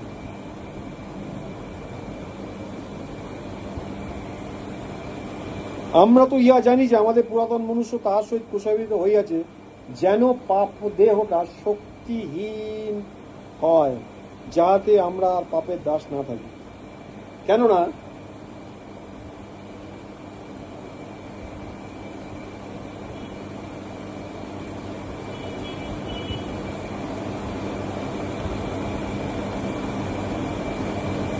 কেননা যে মরিয়াছে সে পাপ হইতে ধার্মিক গণিত হইয়াছে। আর আমরা যখন খ্রিস্টের সহিত মরিয়াছি, তখন বিশ্বাস করি যে তার সহিত জীবন প্রাপ্তি হই। এটা হচ্ছে ফার্স্ট শিফট। নোয়া না? সেকেন্ড শিফটটা দেখো। তার প্রথম শিফট আদম থেকে খ্রিস্ট, দ্বিতীয়টি মাংস থেকে আত্মায়। প্রথমটা আদম থেকে খ্রিস্ট, দ্বিতীয়টা মাংস থেকে আত্মায়, মাংস থেকে জীবনের আত্মায়। এটা হচ্ছে ব্যবহারিক এবং অভিজ্ঞতামূলক শিফট। রোমীয় 7:1-6 পদ, 8:16 পদ, এসব পড়ে নেবে। মাংস হলো একটা ব্যবহারিক, মাংস হলো এক্সপিরিয়েন্সড আদাম।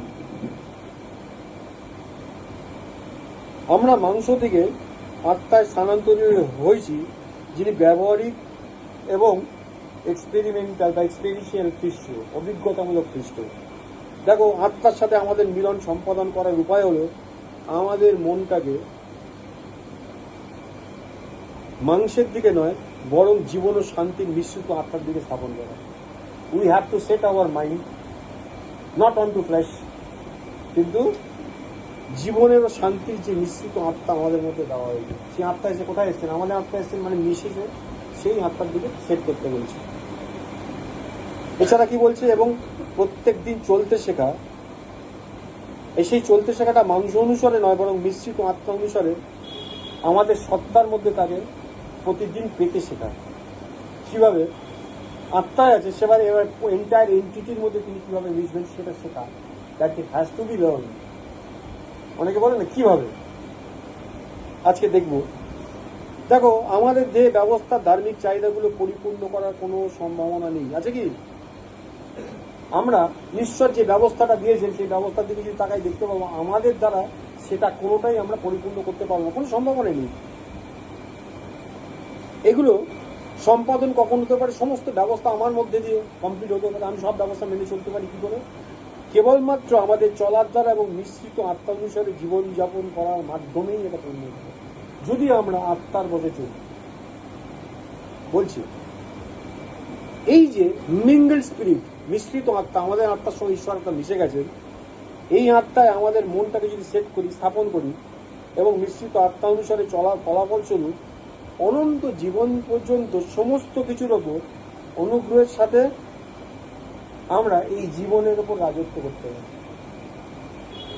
এই যে জীবনটা অনেক সময় হয় না, কিছুতেই যেন হয়ে উঠছে না, কিছুতেই যেন পড়ে উঠছে না, তার মানে you are not the king of your life. কিন্তু এই জীবন দ্বারা you should be the king of your life. তুমি এটাকে নিয়ন্ত্রণ করবে।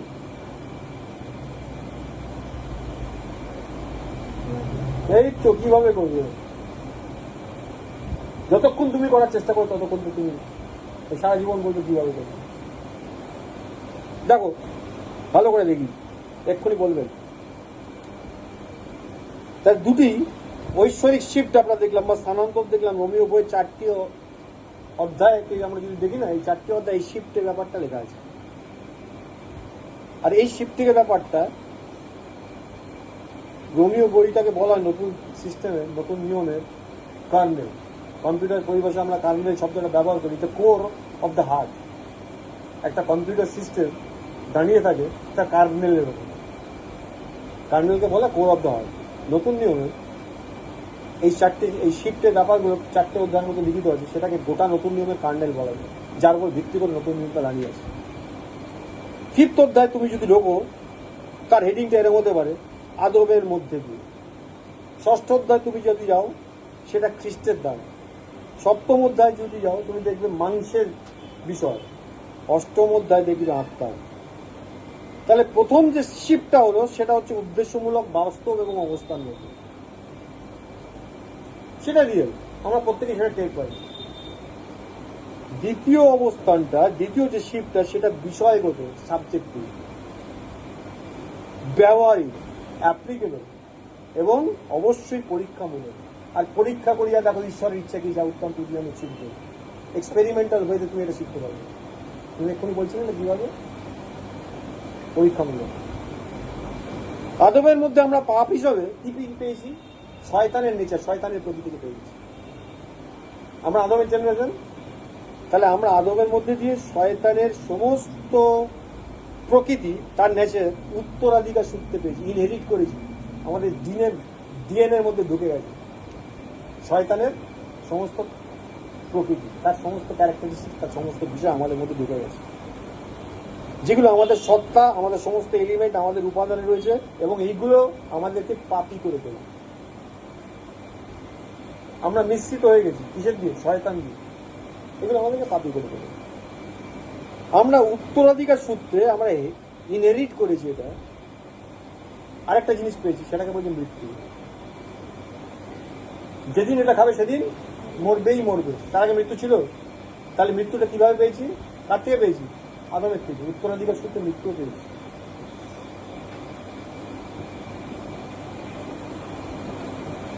আর এই জিনিসগুলো আমাদের জীবন আসার ফলে, অর্থাৎ শয়তানের সমস্ত বিষয়গুলো, তার সমস্ত কোয়ালিটিগুলো আমাদের মধ্যে ঢুকে গেছে। আর এই বিষয়গুলো কি করে? এবং মৃত্যু ঢুকেছে। এইগুলো একদিকে আমাদের ঈশ্বরের বিষয়গুলোর ক্ষেত্রে, ঈশ্বরীয় যে বিষয়গুলোর ক্ষেত্রে, সেগুলোকে আমাদের ইনঅ্যাক্টিভ করে দেয়, নিষ্ক্রিয় করে দেয়। তুমি যদি তেরে পুরো উঠতে চেষ্টাও করো, ফাইনালি তোমাকে দুর্বল করে দেবে, তোমাকে দুর্বল করে দেবে এবং নপুংসক করে দেবে। অর্থাৎ তুমি যাই করো না কেন, রেজাল্ট জিরো। কারণ তোমার এলিমেন্টে আমার মাংস উত্তম কিছুই বাস করে না। তুমি যতই যাই করো না কেন, রেজাল্ট ইজ জিরো। ঈশ্বরে কোনো বিষয় তুমি চেষ্টা করে সম্পাদন করতে পারবে না। কি করবে?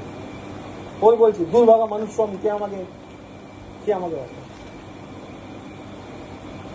অন্যদিকে দেখো, প্রথমে আমাদের আত্মায়, তারপরে আমাদের আত্মার মধ্যে দিয়ে এবং অবশেষে আমাদের দেহের উপর রাজত্ব করেছিল প্রভু যীশু খ্রিস্ট। কি লেখা আছে? আমি এক নতুন সৃষ্টি করলাম। কোথায় হলো? যে পুনর্জন্মটা হলো কোথায় হলো? প্রথমে আত্মায়, তারপরে আত্মার মধ্যে দিয়ে আমাদের সোলে ঢুকলো, সোল থেকে ছড়িয়ে গেল আমাদের দেহে। যেগুলো করাপ্টেড হয়েছিল সেই সব জায়গাতে ইনভেট করে ঢুকে যাচ্ছে। এছাড়া তুমি দেখো, পাপ ও মৃত্যুতে আমরা ঈশ্বরের ধার্মিক ব্যবস্থার শাস্তির বশীভূত হয়েছি। যে কেউ পাপ করে সে মরবেই মরবে, এটা হচ্ছে রাইচিয়াসনেস বা ধার্মিকতা একটা ব্যবস্থা। আর পাপ করার দরুন আমরা ঈশ্বরের এইটার মধ্যে ঢুকেছি, এর বশীভূত হয়েছি। আর বিশ্বাসী হিসাবে কি হয়েছি? বিশ্বাসী হিসেবে আমরা প্রভু যীশু খ্রিস্টে এবং তার মৃত্যুতে বাপ্তাইজিত হয়েছি। এমন একটা মৃত্যু, কি বলবো, যেটা আমাদেরকে আদম থেকে স্প্লিট করে টেনে বার করে নেবে। আদমের এই কার্স থেকে আমাদের টেনে বার করে নেবে। এমন একটা মৃত্যু, যীশু খ্রিস্টের মৃত্যু। জেনারেশনাল কার্স, যেটা বংশগতভাবে যে জিনিসগুলো আমার মাথার উপর নিয়েই আমি জন্মেছি, আমি না করার কারণে, তার থেকে মুক্ত করেছে প্রভু যীশু। বিশ্বাসী হিসেবে আমাদেরকে টেনে বার করে নিয়েছে। শুধু তাই নয়, খ্রিস্টের পুনরুত্থানের সময় আমরা পুনরুত্থিত হয়েছিলাম এবং সেই পুনর্জন্মে, নিউ বার্থের মধ্যে দিয়ে, তার পুনরুত্থানের মধ্যে দিয়ে আমরা খ্রিস্টে শিফট করেছিলাম। ছিলাম কোথায়? আদমে। এবার রিয়েলিটির ক্ষেত্রে এটা দেখেছিলাম, প্র্যাকটিক্যালি কি দেখছি, আদম থেকে শিফট করতে করতে কোথায় চলে গেছি? যীশু খ্রিস্টকে। আরেকটা শিফট।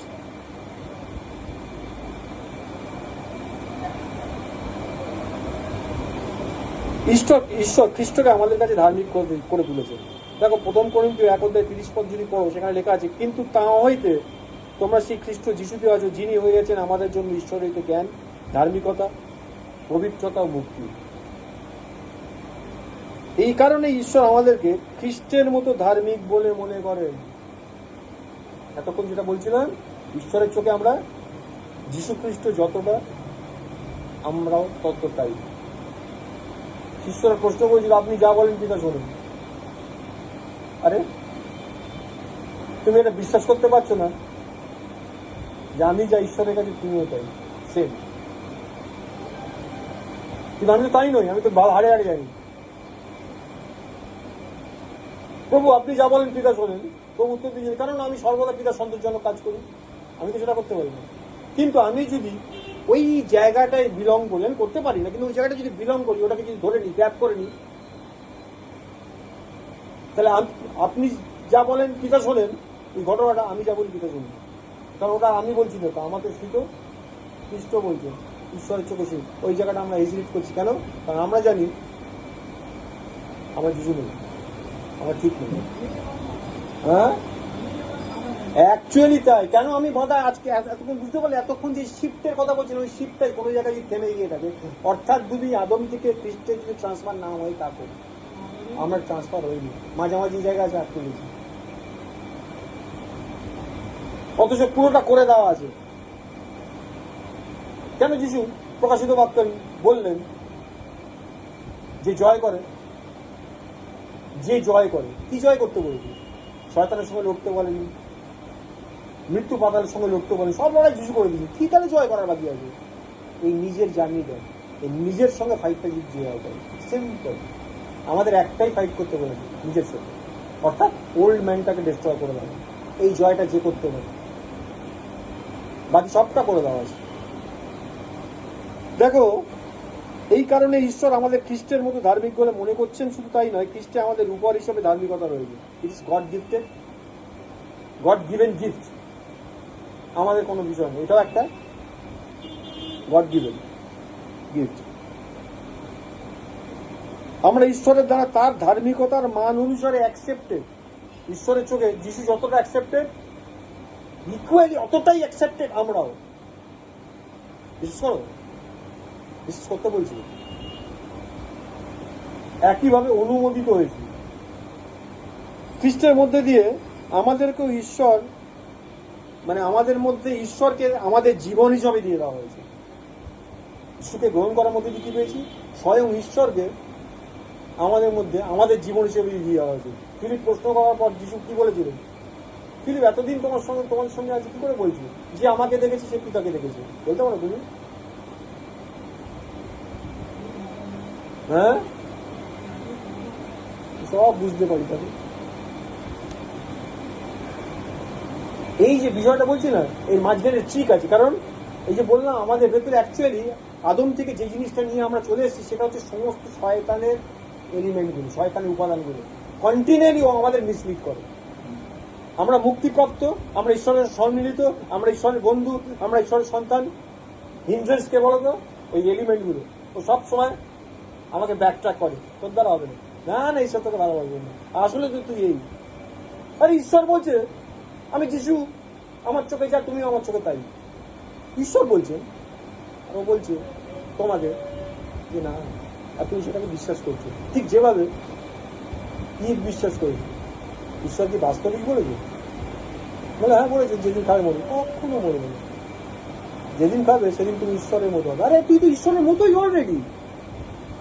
ডিসিভ করছে, সেম জিনিস কন্টিনিউয়ালি আমাদের every day every time deceive করছে, কারণ এই এলিমেন্টগুলো আমাদের মধ্যে রয়ে গেছে। তুই যতক্ষণ না ওই এলিমেন্টকে তুমি ডিস্ট্রয় করে দেবে, তুমি ওকে রিবিউক করবে, ও তোমাকে জ্বালাতেই থাকবে, আর তুমি চিরকাল হেরে যাওয়া জীবনযাপন করবে।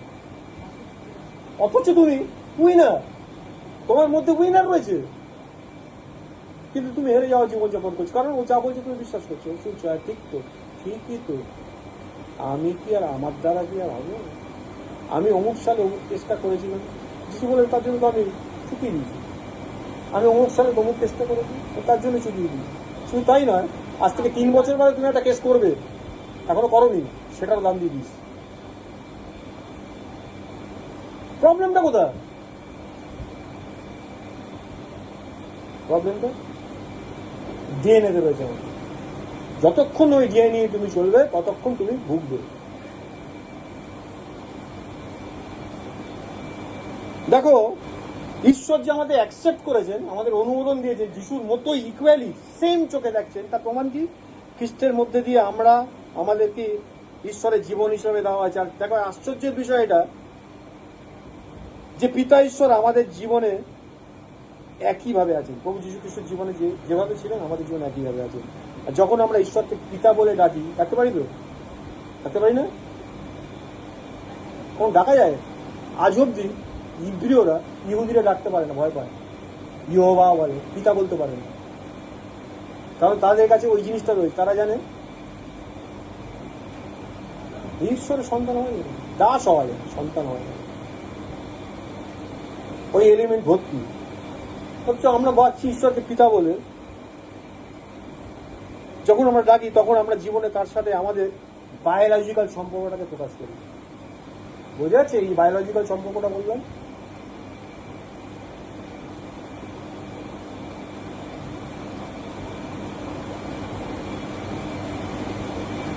মানে বাবার অরিজিনাল ছেলে তো বাবার ছেলে, আর যখন এই জিনিসটা ঘটিয়ে দিয়েছেন বলছি সে অরিজিনাল ছেলে হয়ে গেছে, তার জন্য বাবা বলে ডাকতে পারছে।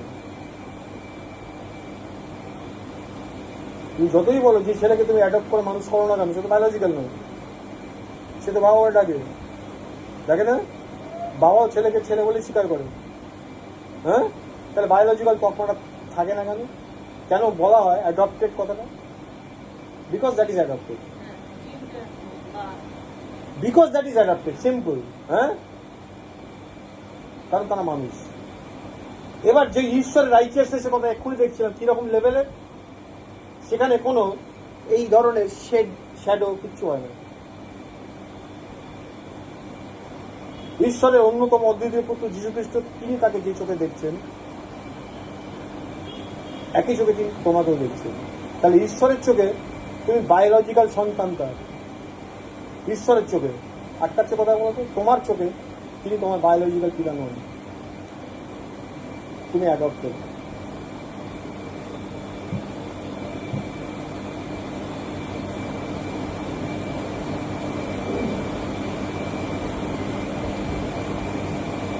রোমীয় 5:18 অনুসারে এই যে ঈশ্বরের দেওয়া ধার্মিকতা, সেটা জীবনের জন্য।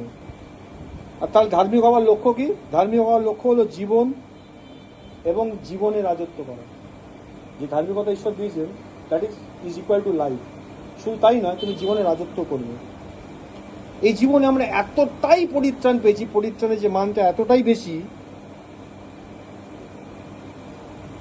যে জীবনটা আমাদের রক্ষা করে, সে শুধু রক্ষাই করে না, সেটা আমাদের রাজা হিসেবে অ্যানায়ন্ত করে। অর্থাৎ আমি আমার জীবনের রাজা। এই আমিটা কিন্তু যদি পুরনো আমিটাকে নিয়ে পরকাল তুমি গেছো, যে জীবনটা তুমি পেয়েছো, সেই জীবনের রাজাটা হবে তোমার নতুন আমিটা। তুমি কি তোমার মাইন্ডটাকে তোমার নতুন আমিতে সেট করতে পেরেছো? সেই রাজা কে? যীশু খ্রিস্ট স্বয়ং।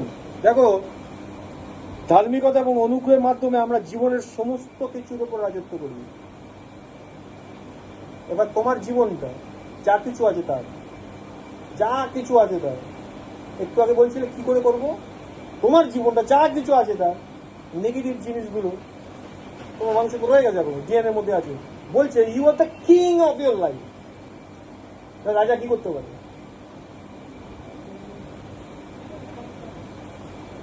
রাজা সম্পূর্ণভাবে কন্ট্রোল করতে পারে। রাজা যা বলবে তাই হবে, হবে না? হ্যাঁ, বলছে ওই সমস্ত জিনিসের উপর তুমি ইচ্ছা করলে রাজত্ব করতে পারো। You have full authority. করো। আমরা কি বলি? হ্যাঁ, সেটা কি আছে? তুমি যখন তোমার বাবার ছেলে হয়েছো, তো শিখে শিখে শিখে হয়েছো তো? না না, আমি না আমার বাবার ছেলে, আমি না আমার বাবার ছেলে, আমি না, শিখতে শেখাতে হয়েছিল। প্রতিদিন পাখি পড়ার মতো শিখিয়েছিল?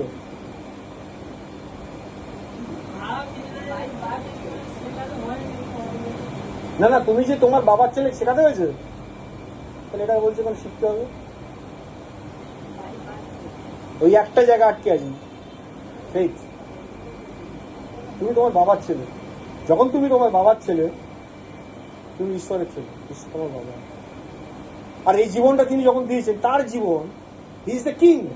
সেই কিং তোমার মধ্যে আছে। কিং এর কাজ কি? রুল করা, ওভার রুল করা, যে কোনো জিনিসকে সাবডিউ করা। এতটাই পাওয়ারফুল, বুঝতে পারছো? ভালো করে এই বাক্য না, আদি পুস্তকের প্রথম 1, 2, 3 অধ্যায় তুমি ব্যাপারটা ক্লিয়ার হয়ে যাবে। এই বিশাল ইউনিভার্সের মধ্যে এই প্ল্যানেটটা তৈরি করেছে, তার মধ্যে আদমকে সেট করেছে একটা মানুষ।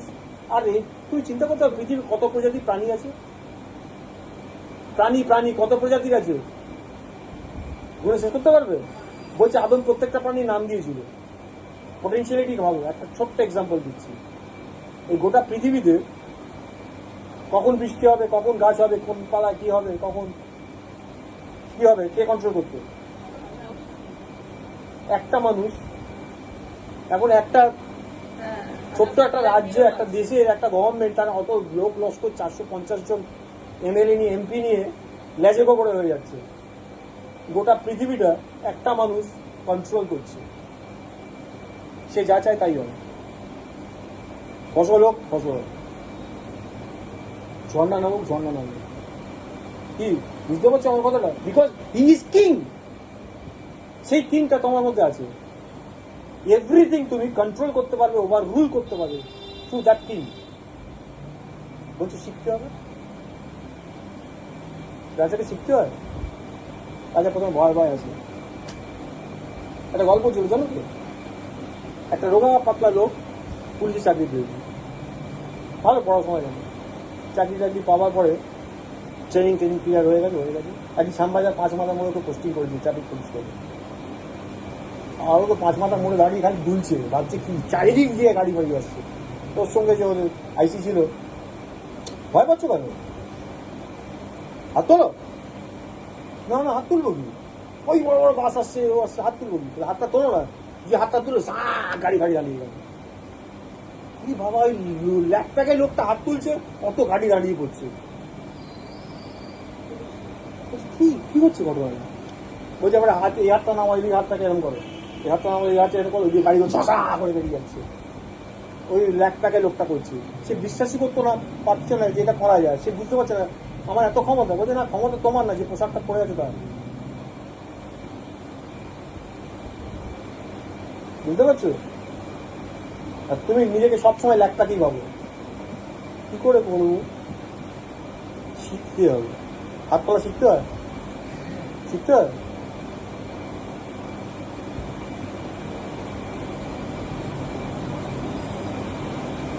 খ্রিস্টে থাকার দ্বারা আমরা জীবনের প্রতি ধার্মিক হয়েছি, যাতে অনুগ্রহের অধীনে এবং ধার্মিকতার মাধ্যমে আমরা কিং হতে পারি। ঈশ্বরের ইচ্ছা এটা। ওই ডোমেইনে তুমি দেখেছি ইউ আর কিং। আমরা প্রত্যেকে রাজা। অন্যের উপর রাজত্ব করা যায়, নিজের উপর রাজত্ব করার জন্য। ভালো করে বুঝতে হবে, আমরা রাজা হই, আগে অন্যের উপর রাজত্ব করতে হবে। এই বাড়ি দাবি করতে আরে রাজা, যা বলবো শুনতে বলছি, আগে নিজের উপর রাজত্ব করো। ঈশ্বরের অবাঞ্ছিত যে জিনিসগুলো তোমার জীবনে আছে তাকে রুল করো, ঠান্ডা করে দেবো। দেখো প্রভুর কত গৌরব যখন এটা করবো আমরা। ঠিক প্যারালি শত্রু কত লজ্জা হবে, বিপক্ষের কাছে এটা কত লজ্জার বিষয় যে আমাদের মতো লোকেরা ওই ল্যাকটাকে লোকটা শ্যামবাজার 5 মাথার মোড়ে দাঁড়িয়ে হিউজ ট্রাফিক কন্ট্রোল করছে। শত্রুর কত লজ্জা, যে এতদিন বলতো তোর দ্বারা হবে না, তোর দ্বারা হবে না, তার কাছে লজ্জার বিষয়। তাহলে এতক্ষণ যে জিনিসটা দেখলাম, এই যে শিফটটা কিভাবে করছে, এবার দেখো অ্যাপ্লিকেশন লেভেলে, ব্যবহারিক ক্ষেত্রে এবং পরীক্ষামূলকভাবে এটা কিভাবে এই শিফটটা কাজ করছে।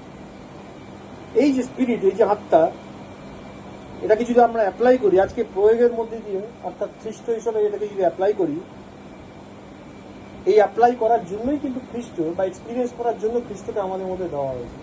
আমাদের মধ্যে এটা দেওয়া হয়েছে যে তুমি দিলে তুমি পড়ো, যখন ঘুম থেকে উঠবে স্বর্গ দিয়ে চলে যাবে। এই জন্য তাইনি, এভরিডে লাইফে এটাকে এক্সপিরিয়েন্স করতে বলছে, অভিজ্ঞতার জন্য দেওয়া হয়েছে। অ্যাপ্লিকেশন কখন করবো, ব্যবহারিকভাবে এটা কখন কাজে লাগবে বা কখন সেটাকে আমি অ্যাপ্লাই করতে পারবো, শুধুমাত্র যখন আমি আত্মায় থাকি। তুমি যখন শুধুমাত্র আত্মায় থাকো তখন এটা অ্যাপ্লিকেবল, আদারওয়াইজ নয়। দেখো যখন আমরা আত্মায় থাকি শুধুমাত্র, তখন ঐশ্বরিক এই যে শিফটটা হচ্ছে না, এর মধ্যে থাকি। যখন স্পিরিটে থাকি এই শিফটের মধ্যে হয়, শিফটটা আমাদের মধ্যে হয়। আমাদের এভরিডে লাইফে, আমাদের দৈনন্দিন জীবনযাত্রা পুরোটাই নির্ভর করে অ্যাকচুয়ালি আমরা কোথায় আছি তার উপরে। ঈশ্বর মানুষের সঙ্গে প্রথম কনভারসেশনে, অর্থাৎ প্রথম আহ্বানটা কি ছিল জানো? তুমি কোথায়? দ্য ফার্স্ট ভয়েস যে রেজ করেছিলেন ঈশ্বর মানুষের, তার আগে কথা বলেছিল, রেজ করা, আদম তুমি কোথায়? ঠিক একই কথা আজও ঈশ্বর মানুষকে বলে চলেছেন, তোমাকে আমাকে, তুমি কোথায়? তোমার অবস্থানটা কোথায়? তুমি কোথায় মানে তোমার অবস্থানটা কোথায়? একই জিনিস আজকেও বলছেন, তুমি কোথায়? এই একই প্রশ্ন তিনি আজও আমাদের জিজ্ঞাসা করছেন। দেখো পৌলের একটা আকাঙ্ক্ষা ছিল যে খ্রিস্টের মধ্যে দিয়ে একটি রাজ্য হিসাবে সেটাকে লাভ করা। ফিলিপো 3:8-9 যদি পড়ো, সেখানে এরকম লেখা ছিল। আর বাস্তবিক আমাদের প্রভু খ্রিস্ট যীশু খ্রিস্টের জ্ঞানের শ্রেষ্ঠতা প্রযুক্ত আমি সকলই ক্ষতি বলিয়া গণ্য করি। যখন আমি ওটাকে বুঝতে পারলাম দুটোর মধ্যে ডিফারেন্স কি, তাহলে আমার যা কিছুকে আমি ক্ষতি বলে গণ্য করলাম। শুধু তাই নয়, তার নিমিত্ত আমি সমস্তরই ক্ষতি সহ্য করছি এবং তা মনোবত গণ্য করছি, যেন প্রভু যীশু খ্রিস্টকে লাভ করতে পারি। অর্থাৎ এই শিফটটা পাওয়ার জন্য এই অবস্থানটাকে ছাড়তে হচ্ছে। আমি আদম থেকে বেরিয়ে যীশু খ্রিস্টকে যাওয়ার জন্য আমার অ্যাডামিক যে বিষয়টাকে ক্ষতি বলে স্বীকার করতে হবে। ওটা আমার লস, তো ওটা আমার কাছে মনোবত, আমার ফালতু, আমার কাছে তাই তো হতে হবে। তবেই তো তুমি শিফটটা যাবে। অবস্থানগত স্থানান্তরটা কখন ঘটবে তোমার জীবনে প্র্যাকটিক্যালি?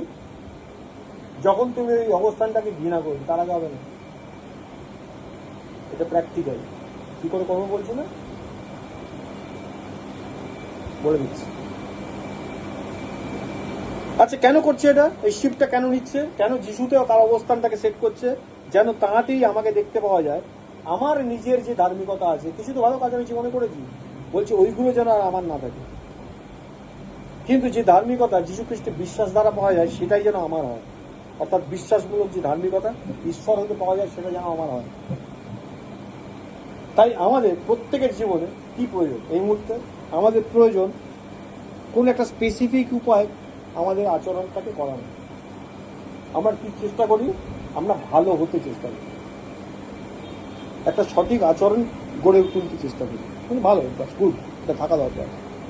কিন্তু এইটাই যদি আমাদের ঈশ্বরের কাছে পৌঁছাবার প্রচেষ্টা হয়, তাহলে এটা ঘটবে না। এই শিফটটা কিভাবে হবে? নির্দিষ্ট উপায়ে কোনো আচরণ করা নয়, কিন্তু আত্মার সাথে আমাদের মিলনের মাধ্যমে, অর্থাৎ আমার মনটাকে আমার স্পিরিটে সেট করতে হবে, যে স্পিরিটে খ্রিস্ট রয়েছে, আমার স্পিরিটের মধ্যে খ্রিস্ট মিশে আছে। এই আমাদের যে স্পিরিটটা অন্যদের স্পিরিটের থেকে আলাদা, জগতের লোকদের স্পিরিটের থেকে আমাদের স্পিরিট আলাদা, জানো তো? আমাদের স্পিরিটটা প্রসেসড, আমাদের স্পিরিটটা প্রসেসড হয়ে গেছে। অন্যদের মধ্যে একটাই প্রাণ আছে, একটাই মানুষ আছে, আমাদের মধ্যে দুটো মানুষ আছে, দুটো মানুষ মিলে একটা হয়েছে। প্রক্রিয়াজাত জিনিস বলা হয় না, প্রসেসড। শুধু এমনি এমনি না, গভীরভাবে প্রসেস, প্রক্রিয়াজাত। এবং এটা একটা ট্রায়াঙ্গেল শেপ যদি করো তুমি, তৃতীয় ঈশ্বরের ত্রিভুজ, পিতা পুত্র পবিত্র আত্মা এবং আমি বা তুমি মিঙ্গলড হয়ে গিয়ে একটা ইউনিট তৈরি হয়েছে। এই ট্রায়াঙ্গেলটা যখন পরিপূর্ণ হয় তোমার আমার জীবনে, তখন আমার এই প্রসেসটা সম্পূর্ণ। যীশু খ্রিস্টকে ঈশ্বরের পুত্র, যে আমাকে দেখেছে সে পিতাকে দেখেছে। তার মানে ঈশ্বরের আত্মা, জীবনের আত্মা, যিশু আত্মা এক, সে আত্মা তোমার মধ্যে দিয়েছে। এবার তোমার আত্মা যাচ্ছি, যিশু যখন মানুষের এসেছেন, যিশু তার নিজস্ব আত্মা ছিল না? আর লেখা আছে, আর পবিত্র আত্মা যিশুর ওপর নেবেন কপটে বলে লেখা আছে। তাহলে যিশু আত্মা, পিতার আত্মা মিলিয়ে প্রভু যীশু খ্রিস্ট, সেই যিশু এবং তুমি মিলিয়ে নতুন মানুষ। তাহলে তোমার মধ্যে কি কি আছে? ট্রায়াঙ্গেলটা কমপ্লিট হচ্ছে। ঈশ্বরের আত্মা, প্রভু যিশুর আত্মা, পবিত্র আত্মা, তিনটে। আর তুমি মিলে একটা উপাদান তৈরি হচ্ছে, ইজ প্রসেসড। এটা প্রক্রিয়া যাবে, অন্যদের জীবনে এটা হয় না, অন্যরা জানেও না এই বিষয়টা। তাতে একটাই বিষয় আছে, দেখো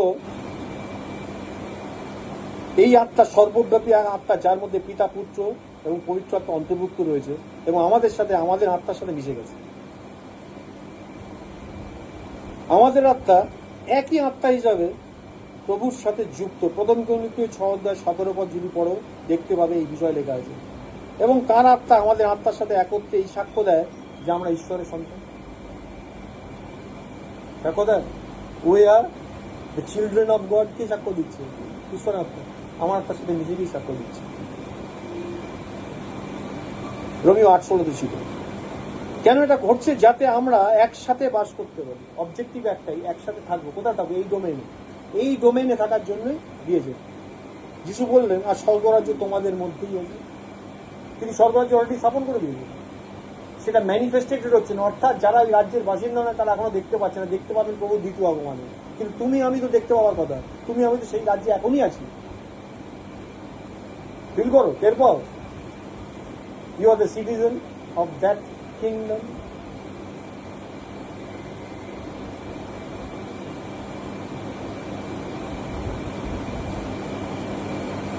শিফট হয়, আদম থেকে যীশু খ্রিস্টের অব্দি স্থানান্তর হয়।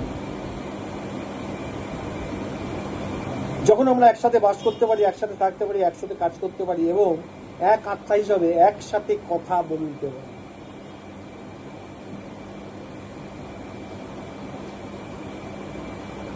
প্রভুর সাথে এক আত্মা হওয়া মানে ঈশ্বরের যে শিফটটা হচ্ছে, আদম থেকে যিশু, যিশু থেকে ঈশ্বরের এই যে শিফটটা, এই শিফটটাতে বাস্তবতায় যাবে। রিয়েলিটিতে তুমি এখন কি অবস্থানে আছো? আইদার তুমি পুরনো অবস্থানে আছো, অথবা মাঝামাঝি আছো, অথবা তোমার শিফট কমপ্লিট হয়ে গেছে, তুমি ওই আত্মার সাথে আছো। কোন জায়গায় আছো? সিম্পল। এবার নিজের কাছে উত্তর পেয়ে যাচ্ছ? হ্যাঁ, তাহলে কিভাবে করবো আর কোনো বিষয় নেই। রোমিও 8:5-6 পদ দেখো। ইডেন উদ্যানটাকে ছবিটা পাবো, ঈশ্বর সৃষ্টি করেছেন। ইডেন উদ্যানে কি আছে? দুটো প্রান্তে দুটো গাছ লাগানো হয়েছে। একটাকে বলছে জীবন বৃক্ষ, একটা সদাসৎ জ্ঞান বৃক্ষ। মাঝখানে আদম ঘুরে বেড়াচ্ছে। একটা জীবনের ব্যবস্থা, একটা মৃত্যুর ব্যবস্থা, মাঝখানে তোমার মন। আমাদের মধ্যে দুটো সিস্টেম রয়েছে। তোমার মনটা তুমি কোথায় সেট করবে? হেরিডিটিক্যালি তুমি যেটা অর্জন করে এসছে পৃথিবীর বুকে, সেটা অ্যাডামিক। বাই ডিফল্ট তুমি আদমে আছো। নতুন সৃষ্টি হয়েছে তোমার মধ্যে আরেকটা জিনিস এসছে, জীবন বৃক্ষ এসছে। তোমার মনটা উদ্যানের মধ্যে করছে। তোমার দুদিকে দুটো কাজ আছে। কোন গাছে তোমার মনটাকে সেট করবে? হ্যাঁ, অ্যাকর্ডিং টু তোমার জীবনে ঘটবে। দুটোই আছে তোমার বাবা। আমরা কোন রাজ্যে আছি সেটা নির্ভর করছে আমরা কোথায় আমাদের মনটাকে সেট করেছি। এখনকার কথা বলছি, এই মুহূর্তে আমরা গির্জে এসেছি, এত কথা শুনছি, এখন কোথায় আছি? আইদার আমরা ঈশ্বরের রাজ্যে আছি অথবা জগতে আছি। ডিপেন্ড করছে আমার ভেতরের মনটা আমি কোথায় সেট করে রেখেছি। তার এটা প্রতিক্ষণে এখানে পাল্টায়। কেন করতে পারি কেন করতে পারি না বুঝতে পারছো?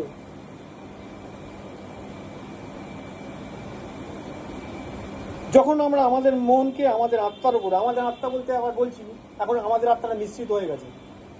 আমাদের আত্মাটা কি ঈশ্বরের আত্মার সাথে মিশ্রিত, একটা নতুন এনিমেল।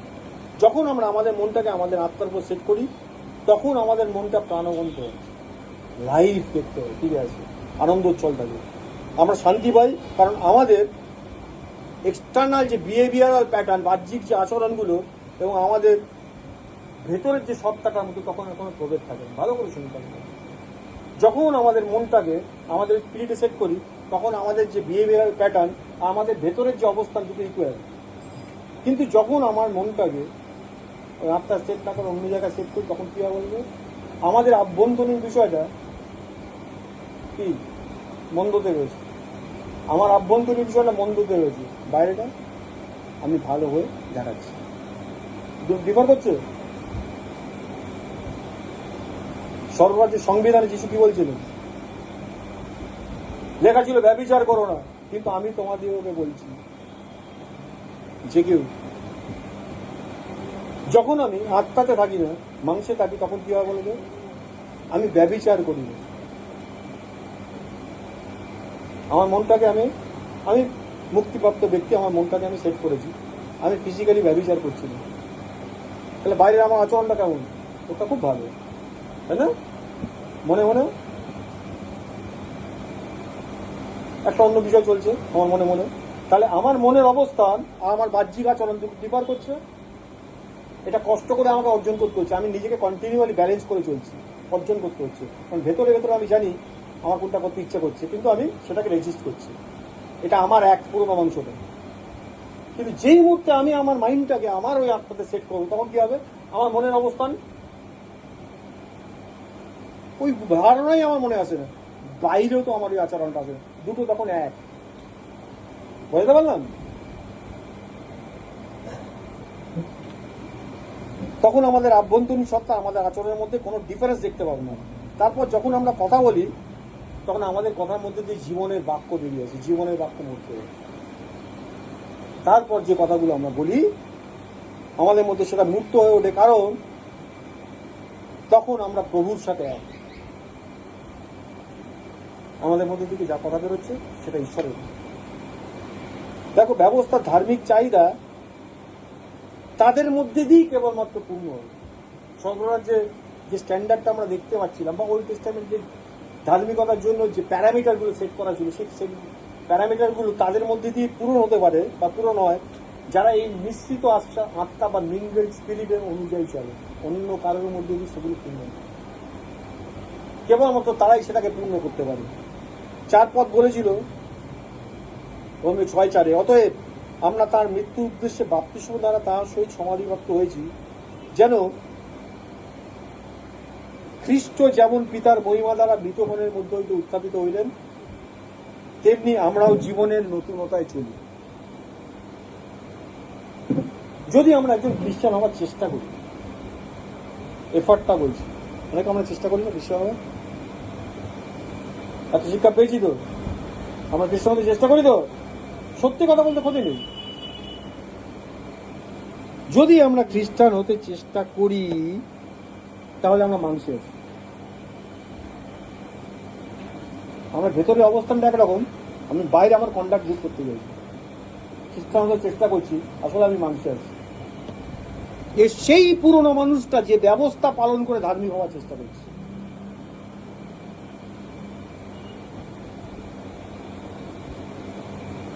একজন প্রকৃত খ্রিস্টান হওয়া হলো ভেতরের যে মিশ্রিত আত্মাটা আছে সেই আত্মা অনুসারে চলার মাধ্যমে ঈশ্বরীয় জীবনের থেকে বেঁচে থাকে।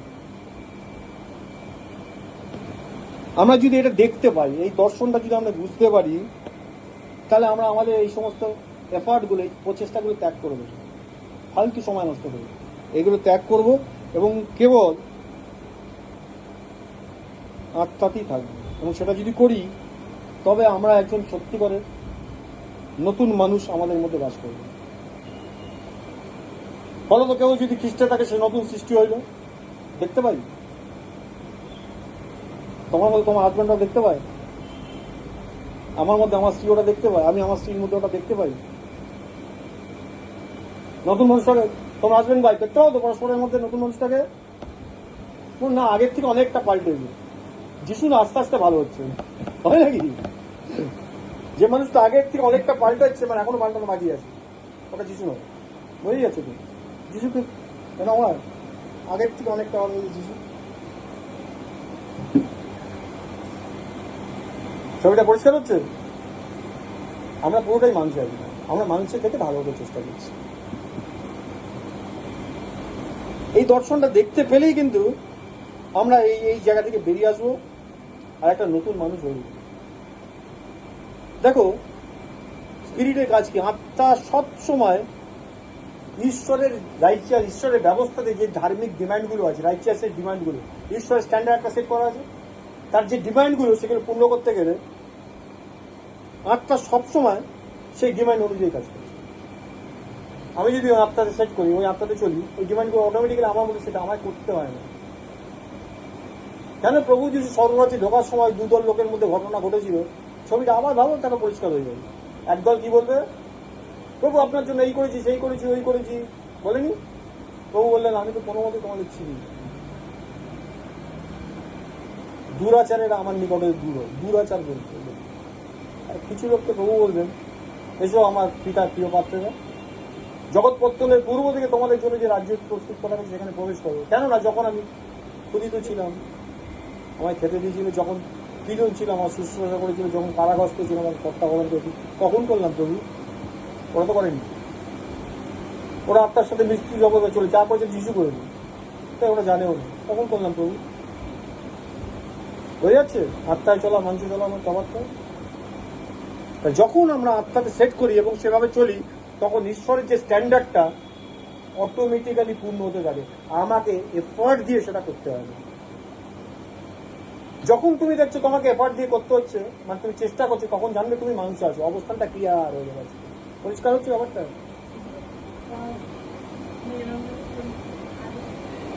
কি করবে? তুমি একটা বাগানের মধ্যে রয়েছে, তোমার দুদিকে দুটো গাছ আছে, তুমি কোন গাছটা কাজে যাবে? কি করবে তুমি নিজেই জানো, সেটাই করো। হ্যাঁ, ধুলোমন্ডলটা হচ্ছে কার হচ্ছে? আরে যিশু কোনোদিন ধুলোমন্ডলটা হতো? মানে আমি একটা জায়গায় আছি, আমার দোনো মনে হচ্ছে এই গাছটা ধরবো ওই গাছটা ধরবো, তাহলে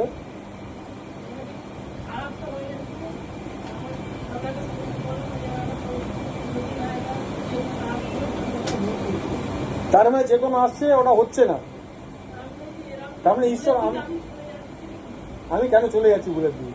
তার মানে এবার আমার অবস্থানটা আমায় দেখতে বলছি, এই যে শিফটটা আদম থেকে খ্রিস্ট, খ্রিস্ট থেকে আত্মা, যে শিফটটা, আমি এই জায়গাটা আটকে আছি, আমার শিফটিংটা হয়নি। এবার বলছে এই যে প্রসেসটা দেখো, ঈশ্বর এই পৃথিবীতে তার মণ্ডলীকে স্থাপন করেছেন প্রভু যীশু খ্রিস্ট, তাদের মধ্যে কি দিয়েছেন? বাপবাদী, পালক, শিক্ষাগুরু দিয়েছেন, প্রেরিত, তাদেরকে নিযুক্ত করেছেন, তাদেরকে দিয়েছেন যেন তারা মণ্ডলীকে পরিপক্ক করে। তাহলে এই যে প্রিপারেশন ফেজ, একটু আগে বলছিলাম আমরা কি একটা প্রসেস, আমরা একটা প্রসেস এলিমেন্ট, অন্যদের মতো নেই। তার প্রসেসটা কি 1 সেকেন্ডের মধ্যে হয়ে যায় নাকি? এই যে ফেজটা, এর মধ্যে দিয়ে তুমি যাচ্ছ, যেতে এই প্রসেসটার মধ্যে তুমি যতবার যাচ্ছ, পৌল এর মধ্যে দিয়ে দিয়েছেন, যেতে যেতে তিনি শিখেছেন। এই যে একটু আগে বলছেন এতে এক্সপিরিয়েন্সের মধ্যে দিয়ে অর্জন করতে হবে। তুমি ঠিক হাঁটবে, চলবে, পড়বে, উঠবে, তুমি জানতে পারবে কোনটা ঈশ্বর থেকে কোনটা ঈশ্বর থেকে না, তাই না? তাহলে জানলে কি, একটা মানুষ যখন জানতে সেই এক্সপিরিয়েন্স হয়, এক্সপিরিয়েন্স হওয়ার পরে সে কি করে? একজন অভিজ্ঞ মানুষ কি করে? বলছি তুমি চাইছো যে আমি আজকেই অভিজ্ঞ হয়ে যাবো, আজকে শেষ করবো, তাহলে আমার মনে এসে গেল একটা খারাপ জিনিস, আমার মনের মধ্যে ছিল, সিম্পল। মানে আমি একটা করতে যাচ্ছিলাম, হঠাৎ মনে মনে একটা চেতনা এলো, প্রভু তো বলছেন আমি তোমার সঙ্গে থেকে থেকে তোমায় গাইড করবো, বলছেন তো, তো চেতনা তো এই জন্যই দিল। তুমি কি চাইছো চেতনা না হাইলি ভালো হবে? মানে আমার মধ্যে কেন অন্যদিকে গেলাম, কেন প্রভুকে আমাকে কান ধরে বলতে হলো, কেন আমাকে চেতনা দিয়ে বলতে হলো এটা করো না? এটা তো বলছো, বলছে তুমি আমি যতক্ষণ বেঁচে আছি বাই ডিফল্ট সিস্টেমে আমি শয়তানের এলিমেন্ট গুলোকে নিয়ে চলেছি। তুমি বেঁচে আছো না মরে গেছো ফিজিক্যাল রেলমে? তোমাকে বলছি তুমি গণনা করো, তুমি মরে গেছো, কিন্তু এলিমেন্টারি তুমি বেঁচে আছো। যখন যে মুহূর্তে তুমি গণনা করার দিকে শিফট করো তখন ওই উৎপাতটা আসবে। কন্টিনিউয়ালি তোমাকে গণনা করতে বলছে, তাহলে এই ক্ষেত্রে তুমি বেরোতে পারবে, আদারওয়াইজ আসবে। আর যখন আসবে বহু বিশ্বস্ত, কিন্তু তোমার টেলে ভাঙায় ঠিক না।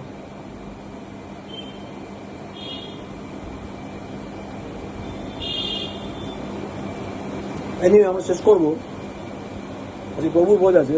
দেখো, অনন্ত জীবন পর্যন্ত সমস্ত কিছুর ওপরে আমরা অনুগ্রহের সাথে জীবনে রাজত্ব করি। রবি 5:17 পদ দেখতে পাবে। ধার্মিকতা আমাদের ঈশ্বরকে আমাদের অনুগ্রহ হিসাবে দাবি করে। ঈশ্বরের দেওয়া ধার্মিকতা না, ঈশ্বরকে আমাদের ঈশ্বরের অনুগ্রহটাকে ডিম্যান্ড করতে শেখায়, আমাদের শেখায়, আমাদের একটা ভিত্তি দেন। আমরা যখন বলতে পারি পিতা, পিতা ঈশ্বরকে, তুমি তো অনুগ্রহ হিসাবে নিজেকে দিয়েছিলে, এখন তো তুমি আমাকে আটকাতে পারবে না, তুমি তো এখন বলতে পারবে না না আমি আর দেবো না, আমি আর অনুগ্রহ করবো না। হ্যাঁ,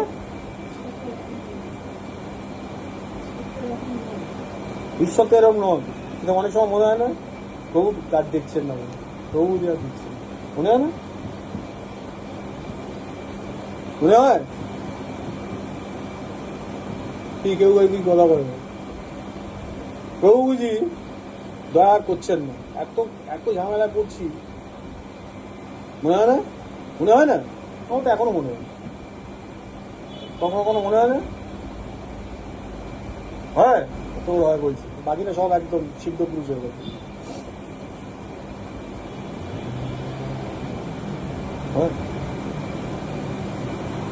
ছোটদের হয়, বড়দের হয়, বড়রা সিদ্ধ অবস্থা পুজো। আমি ছোটদের দলই আছি বাবা, আমার হয়।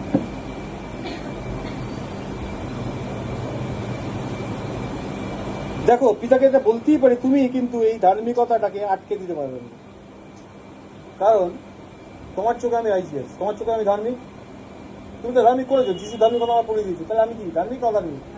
তোমার চোখে ধার্মিক, তুমি কি করে আমার উপরে তোমার এই অনুগ্রহকে আটকাবে? তাহলে তুমি কন্ট্রাডিক্ট করছো, তুমি যা বলছো তা করছো না। আমি ডিমান্ড করতে পারি ঈশ্বরের উপরে, সেই রাইটটা এসে গেছে আমার। এই যখন বলছিল প্রভু আমি পাচ্ছি না, আমি জানি এই কাজটা খারাপ, আমি খারাপ রাস্তার দিকে চলে যাচ্ছি, আমি চলে যাচ্ছি আমার কাছে, এবার ডিমান্ড করতে পারি প্রভু পিতা তুমি কন্টিনিউ হলে আমাকে এই ড্রেসটা দিতে বাধ্য। তুমি যদি যিশুকে বলে থাকো আমি এর উপর প্রীত, আর সেই একই জিনিস তুমি আমার ঘাড়ে চাপিয়েছো, আর তুমি আমায় বলছো আমি তোমার উপর প্রীত নই, তো হতে পারে না। বলতে পারো রাইট আছে বলার, 100% রাইট আছে, আমরা বলি না, কিন্তু অপেক্ষা করে থাকেন আমরা যেন বলি।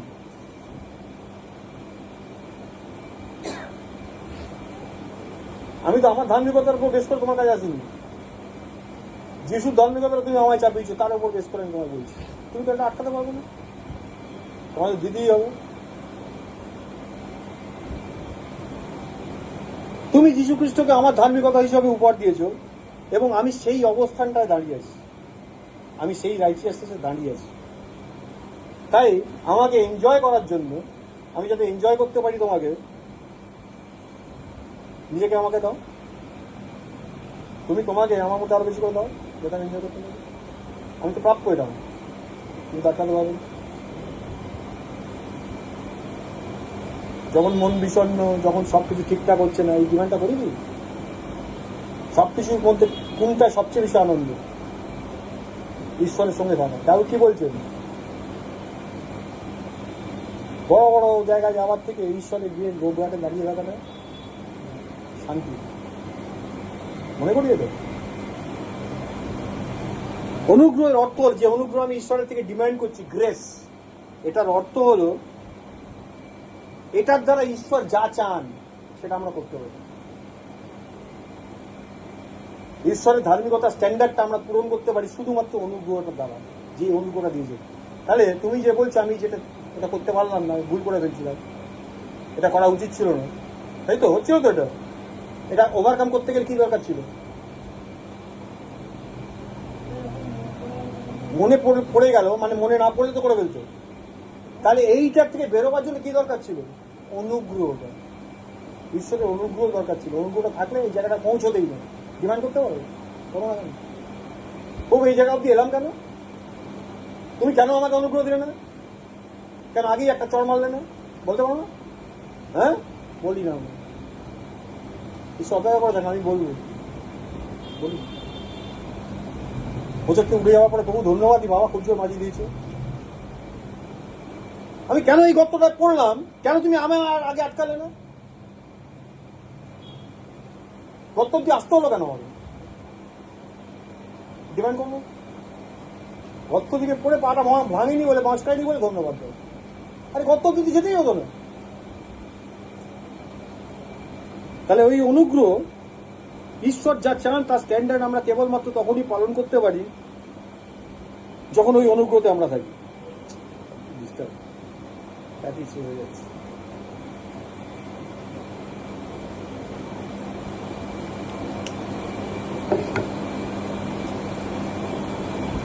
যা আমাদের হওয়া উচিত নয়, যা করা উচিত নয় সেটা আমরা করে ফেলি, আর যা করা উচিত, যা হওয়া উচিত সেটা আমরা করতে পারি না। কিন্তু আমাদের মধ্যে একজন বাস করছেন যিনি অনুগ্রহের প্রতাপে পরিপূর্ণ, তিনি এগুলো করতে পারেন না? হ্যাঁ, তাহলে অলরেডি তোমার মধ্যে সেই শক্তি, সেই পরাক্রমটা দেওয়া আছে। যিনি অনুগ্রহ হিসেবে পরিপূর্ণ আত্মা, তিনি সেটা করতে পারেন। তাহলে ঈশ্বরের রিকোয়ার্ড রাইচিয়াসনেসে আমরা তখন থাকতে পারি, তখনই চলতে পারি যখন আমরা ওই ধার্মিকতাটা অবলম্বন করি, অনুগ্রহ অবলম্বন করি। আমাদের এই অনুগ্রহের মধ্যে কি আছে বলতো? প্রাচুর্য আছে, হিউজ পরিমাণে দেওয়া আছে। আর এই অনুগ্রহ আমরা কতদিন অব্দি রাজত্ব করতে পারি? বলছি অনন্ত জীবন অব্দি রাজত্ব করতে পারি। যে আজকের দিনটা, মাসের অমুক তারিখে আমি একটা দারুণ ঈশ্বরের কাজ হয়ে গেছে আমার জীবনে, বলছে না, এভরিডে তোমার জীবনে ঘটনাগুলো ঘটবে। কতদিন চলবে? অনন্ত জীবন চলবে। বিকজ ইউ আর কি, আমরা একদিন আধ দিন একটা ইনসিডেন্টে আনন্দে আত্মহারা হয়ে যাবে, কিন্তু এভরিডে, এভরি টাইম এটা ঘটবে, কারণ তুমি তো তাই।